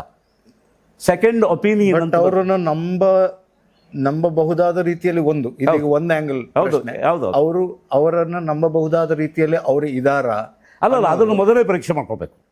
ನಾನು ಹೇಳ್ತಾ ಇರೋದು ಏನು ಅಂದರೆ, ನೀವು ನಂಬೋದಕ್ಕೆ ಸಿದ್ಧರಾದ್ರಿ ಅಂತಂದರೆ ಆ ಪರೀಕ್ಷೆಯಲ್ಲಿ ಅವರು ಪಾಸ್ ಆಗಿರ್ಬೇಕು. ಅದು ಮೊದಲಿನ ಹಂತ. ಈಗ ಇವರು ನಮ್ಮ ಫ್ಯಾಮಿಲಿ ಡಾಕ್ಟ್ರು, ನಾವು ಬರುತ್ತೆ ಹೋಗೋದು ಏನಾದರೂ ಅಂತ ಕೆಲವರು ಹೋಗ್ತಾರೆ. ಅವರು ಆ ಕಾಯಿಲೆಗೆ ಸರಿಯಾದ ಔಷಧ ಕೊಡ್ತಾರೆ ಅಂತಿಲ್ಲ, ಆದರೆ ಇವರಿಗೆ ಗುಣ ಆಗ್ತಾ ಇರುತ್ತೆ. ನಂಬಿಕೆ. ಆ ನಂಬಿಕೆ ಏನು ಮಾಡಿದೆ ಹಾಗಿದ್ರೆ? ಇದು ವೈಜ್ಞಾನಿಕವಾದ ವಿಷಯ, ಗಮನಿಸಬೇಕು. ಔಷಧವಲ್ಲದೇ ಇರೋದನ್ನು ಔಷಧ ಮಾಡಿದೆ ಅದು. ಯಾಕೆ ಅಂದರೆ ನಾವು ಹೊರಗಿಂದ ಕೊಡುವ ಔಷಧವಲ್ಲ, ದೇಹವೇ ತನಗೆ ಬೇಕಾದ ಔಷಧವನ್ನು ತಯಾರು ಮಾಡಿಕೊಡತ್ತೆ. ಅದು ತಯಾರು ಮಾಡಿಕೊಡೋದಕ್ಕೆ ಪದಾರ್ಥ ಇದು, ರಾ ಮೆಟೀರಿಯಲ್. ಡಾಕ್ಟ್ರು ಕೊಡುವ ಮೆಡಿಸಿನ್ನು ಬಾಡಿ ತನಗೆ ಬೇಕಾದ ಔಷಧವನ್ನು ತಯಾರು ಮಾಡಿಕೊಡೋದಕ್ಕಿರುವ ರಾ ಮೆಟೀರಿಯಲ್, ಅದು ಅಷ್ಟೇ. ನಮ್ಮಲ್ಲಿ ಆ ಸಾಧ್ಯತೆಗಳಿದೆ, ಎಲ್ಲ ಅದು ಇರಬೇಕು. ನೋಡಿ, ನೀವು ಕೊನೆಗೆ ಏನು ಹೇಳ್ತಾರೆ, ಈಗ ನಾವು ಏನು ಔಷಧಿ ಕೊಟ್ಟರು ರೆಸ್ಪಾಂಡ್ ಮಾಡ್ತಾ ಇಲ್ಲ ಅಂತ ಹೇಳ್ತಾರೆ. ಅರ್ಥ ಏನು ಅಂದರೆ ಒಳಗಡೆ ಅದು ಒಳಗಡೆ ಅದನ್ನು ಔಷಧ ಒಳಗಡೆ ಅದನ್ನು ಔಷಧ ಮಾಡುವ ಕೆಲಸ ಆಗ್ತಾ ಇಲ್ಲ ಅಂತ. ನಂಬಿದವನಿಗೆ, ಯಾರಿಗೆ ನಂಬಿಕೆ ಇದೆಯೋ ಅವರಿಗೆ ಅದು ಜಾಗೃತವಾಗಿರುತ್ತೆ. ನೀರು ಕುಡಿದ್ರೂ ಅದು ಔಷಧ ಆಗತ್ತೆ, ಹಾಲು ಕುಡಿದ್ರೂ ಔಷಧವಾಗತ್ತೆ, ಹಾಲು ಕುಡಿದ್ರೂ ಕೂಡ ಔಷಧ ಆಗತ್ತೆ. ಆದ್ದರಿಂದ ಹೀಗೆ ನಂಬೋದನ್ನು ಕಲಿಬೇಕು. ಇವತ್ತು ಆಧುನಿಕ ಸಮಾಜದಲ್ಲಿ ಇಡೀ ಜಗತ್ತಿನ ಆದ್ಯಂತ ನಾವು ಗಮನಿಸ್ತಾ ಇರೋದು ಏನು ಅಂದರೆ, ಈ ರೀತಿಯ ನಂಬಿಕೆಯನ್ನು ಕಲ್ಟಿವೇಟ್ ಮಾಡ್ತಾ ಇಲ್ಲ ಯಾವ ಶಿಕ್ಷಣವೂ. ಆದ್ದರಿಂದಲೇ ನಾವು ಎಲ್ಲ ಕಡೆಗೆ ವಿಫಲರಾಗ್ತಾ ಇದ್ದೇವೆ. ಭಕ್ತಿ ಎಂಬ ಒಂದು ಭಕ್ತಿಯನ್ನು ಬೆಳೆಸೋದಕ್ಕೆ ಎಷ್ಟು ಅದ್ಭುತವಾದ ಸಿದ್ಧತೆಯನ್ನು ಋಷಿಗಳು ಹೇಳಿದ್ದಾರೆ. ನಂಬೋದು ಹೇಗೆ ಅಂತ, ಒಂದು ಕಲ್ಲನ್ನು ದೇವರು ಅಂತ ನಂಬೋದಕ್ಕೆ ಸಾಧ್ಯವನ್ರಿ? ನೀವು ಯೋಚನೆ ಮಾಡಿ. ಒಂದು ಕಲ್ಲು, ಒಂದು ಮರ, ಗೊತ್ತಾಯ್ತಲ್ವಾ, ಜೊತೆಗೆ ಗಾಳಿ, ಬಿಡುವ ಮಳೆಯಲ್ಲಿ ಹಸಿ ಹುಲ್ಲನ್ನು ಮೆಂದು ಹಾಲು ಕೊಡುವ ಆಕಳು, ಯಾವುದನ್ನು ನಾವು ದೈವ ಅಂತ ನಂಬಿದ್ದೇವೆ? ನೀವು ಇದನ್ನು ಪ್ರಶ್ನೆ ಮಾಡ್ತಾ ಬನ್ನಿ, ನಮ್ಮ ಜೀವನ ಅಷ್ಟು ವಿಕ್ಷಿಪ್ತ ಆಗಿ ಹೋಗತ್ತೆ. ಅದೇ ನಂಬ್ತಾ ಬನ್ನಿ, ಎಲ್ಲವೂ ದೈವರಾಗ್ತಾರೆ, ಎಲ್ಲವೂ ದೈವ ಆಗತ್ತೆ. ಬಟ್ ಅದು ನಮ್ಮ ಒಂದು ರೀತಿಯಲ್ಲಿ ನಮ್ಮ ಮುಗ್ಧತೆಯ ರೂಪ, ಯಾಕಂದರೆ ಅದು ಅದರ ಪ್ರತೀಕ ಅಂತ ನೀವು ಹೇಳಿದ್ರೆ. ಹೌದೌದು. ಆದರೆ ಆ ಮುಗ್ಧತೆಯನ್ನೇ ಇನ್ನೊಂದು ರೀತಿಯಲ್ಲಿ ನೋಡೋದಾದ್ರೆ ಮೌಢ್ಯ ಅಂತ ಹೇಳ್ಬಹುದಾ ಅಂತ ಅಲ್ಲ. ಅದೇ ಹೇಗೆ ಮುಖ್ಯ ಬಳಸ್ಕೊಳ್ಳುವ ಪ್ರಯತ್ನಗಳು ಕೂಡ ಅಲ್ಲ, ಅದು ನಡೀತಾ ಇರುತ್ತೆ. ನಾವು ಮಧ್ಯದಲ್ಲಿ ಏನಾಗಿದೆ ಅಂದರೆ, ಒಬ್ಬ ಶಾಸಕರಿಗೆ ಆ ಕೆಲಸ ಅನಿವಾರ್ಯ. ಅವನು ಮುಗ್ಧತೆ ಮೌಢ್ಯ ಆಗದೇ ಇದ್ದಾಗ ಕಾದ್ಕೊಂಡು ಬರಬೇಕು. ರಾಮರಾಜ್ಯಕ್ಕೆ ಯಾಕೆ ಮಹತ್ವ, ಧರ್ಮರಾಜ್ಯಕ್ಕೆ ಯಾಕೆ ಮಹತ್ವ ಅಂತ ಕೇಳಿದರೆ, ಅವರು ಕೇವಲ ಶಾಸಕರು ಅಂತಂದರೂ ಸುಮ್ಮನೆ ಯಾವುದೋ ಕೆಲವು ನಿಯಮಗಳನ್ನು ಮಾಡಿ ಶಾಸಕರಾದ್ದಲ್ಲ.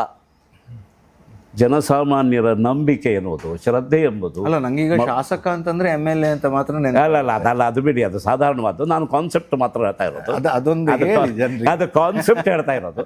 ಈ ಶಾಸಕತ್ವ ಒಂದು ಶಾಸನ ಹೀಗೆ ಮಾಡು, ಹೀಗೆ ಮಾಡಬೇಡ, ವಿಧಿ ನಿಷೇಧಗಳನ್ನು ತಿಳಿಸುವ ಒಂದು ಸ್ಥಾನಮಾನ, ಅದನ್ನೇ ನಾವು ಶಾಸಕತ್ವ ಅಂತ ಹೇಳೋದು. ಅಲ್ಲಿ ಯಾರು ಇರೋದು. ನಾವು ರಾಮನನ್ನು ಯಾಕೆ ಹೇಳ್ತೇವೆ ಅಂತಂದರೆ, ರಾಮ ಸಂಸ್ಕಾರಗಳನ್ನು ತಿದ್ದಿದ, ನಂಬಿಕೆಯನ್ನು ಊರ್ಜಿತಗೊಳಿಸಿದ, ನಂಬಿಕೆಯನ್ನು ಊರ್ಜಿತಗೊಳಿಸಿದ. ಎಲ್ಲಿ ಅಪನಂಬಿಕೆ ಇದೆಯೋ ಅಲ್ಲಿ ಶೀಲ ಇರೋದಿಲ್ಲ. ಶೀಲ ನಂಬಿಕೆಯಿಂದಲೇ ಉಳಿಯತ್ತೆ. ಇಡೀ ರಾಮಾಯಣವನ್ನು ಶೀಲ ಪರೀಕ್ಷೆಯ ಒಂದು ಕಾವ್ಯ ಅಂತ ತಗೊಳ್ಳಿ. ಎಲ್ಲೆಲ್ಲಿ ನಂಬಿಕೆ ಲುಪ್ತ ಆಗಿದೆಯೋ ಅಲ್ಲೇ ಅಶ್ಲೀಲ ಪ್ರಸಂಗಗಳು ಬಂದಿರೋದು, ಅಲ್ಲಿಯೇ ಶಾಪ ಬಂದಿರೋದು. ಆದ್ದರಿಂದ ಉದಾಹರಣೆಗೆ ನೋಡಿ, ಅಹಲ್ಯ ಪ್ರಸಂಗ ನೋಡಿ. ಅಹಲ್ಯೆಗೆ ದೇವೇಂದ್ರದ ಬಗ್ಗೆ ಕುತೂಹಲ ಇತ್ತು ಅಂದರೆ ಅವತ್ತೇ ಇತ್ತ, ಮೊದಲಿಂದ ಇತ್ತ? ಮೊದಲಿಂದ ಇತ್ತು ಅಂತ ಕೆಲವು ಆಖ್ಯಾನಗಳು ಹೇಳ್ತವೆ. ಮೊದಲಿಂದ ಇದ್ದರೂ ಕೂಡ ದೇವೇಂದ್ರ ಗೌತಮನ ರೂಪದಲ್ಲಿ ಬಂದು ಅವಳನ್ನು ಸೇರುವವರೆಗೆ ಅಶ್ಲೀಲ ಆಗಲೇ ಇಲ್ಲ. ಅದು ಪ್ರಕಟ ಆಗಲಿ ಅಲ್ಲ, ಅಶ್ಲೀಲ ಆಗಲಿಲ್ಲ. ಅಶ್ಲೀಲವೇ ಅಲ್ಲ, ಅಶ್ಲೀಲ ಆದರೂ ಶಾಪ ಅವತ್ತೇ ಬರಬೇಕಿತ್ತು. ಗೌತಮ ಬಂದು ನೋಡುವ ದಿವಸ ಅವತ್ತವರಿಗೆ ಗೊತ್ತಾಯಿತು, ಇವಳು ನನ್ನನ್ನು ನಂಬಲಿಲ್ಲ ಅಂತ. ಅಲ್ಲಿ ಆದ್ದರಿಂದ ಅಪನಂಬಿಕೆಯೇ ಅಶ್ಲೀಲ ಆಯಿತು. ಅಶ್ಲೀಲ ಆದಲ್ಲಿ ಶಾಪ ಬಂತು. ಅಲ್ಲಿ ಇವರಿಗೆ ನಂಬಿಕೊಂಡೇ ಇದ್ಲೋಳು. ದೇವರಾಜ್ಯದಲ್ಲಿ ಕುತೂಹಲ ಮಾತ್ರ ಇತ್ತು. ಸ್ವರ್ಗ ಅಂದರೆ ಹೇಗೆ, ಎಷ್ಟು ಸುಖ ಇರಬಹುದು, ಬೀಸುವ ಗಾಳಿಗೆ ಎಷ್ಟು ತಂಪಾಗಿರ್ಬೋದು, ನಾವು ಹೀಗೆ ಮೂಗನ್ನು ಜಾಗೃತಗೊಳಿಸಿದಾಗೆಲ್ಲ ಪರಿಮಳ ಬರ್ತಾ ಇರ್ಬೋದು. ಇದೆಲ್ಲ ಕಲ್ಪನೆಗಳಷ್ಟೇ.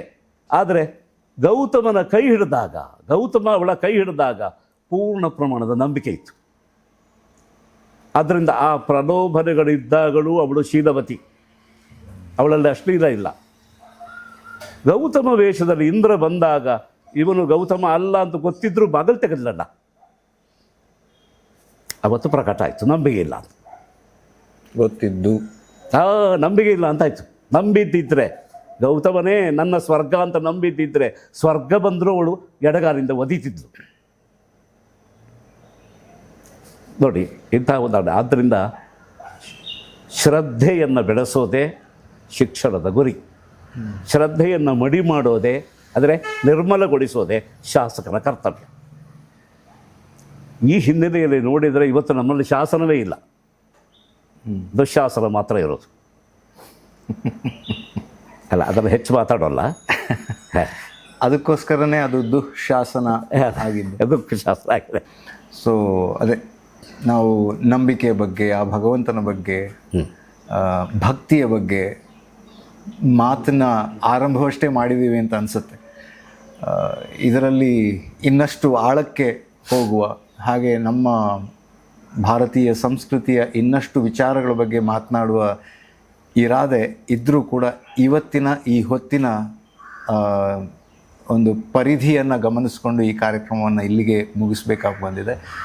ಇಷ್ಟು ಹೊತ್ತು ನಮ್ಮ ಜೊತೆ ಇದ್ದು ಇಷ್ಟು ವಿಚಾರಗಳನ್ನು ಹಂಚಿಕೊಳ್ಳೋ ಮೂಲಕ ಒಂದಿಷ್ಟು ಯೋಚನಾ ಲಹರಿಯನ್ನು ಅಲ್ಲಿ ನಮ್ಮ ಒಳಗಡೆ ಪುಟಿದೇಳಿಸೋದಕ್ಕೆ ಸಾಧ್ಯ ಆಗಿದೆ ಅಂತ ನಾವೆಲ್ಲರೂ ಕೂಡ ಯೋಚನೆ ಮಾಡ್ತಾ ನಿಮಗೆ ನಮ್ಮ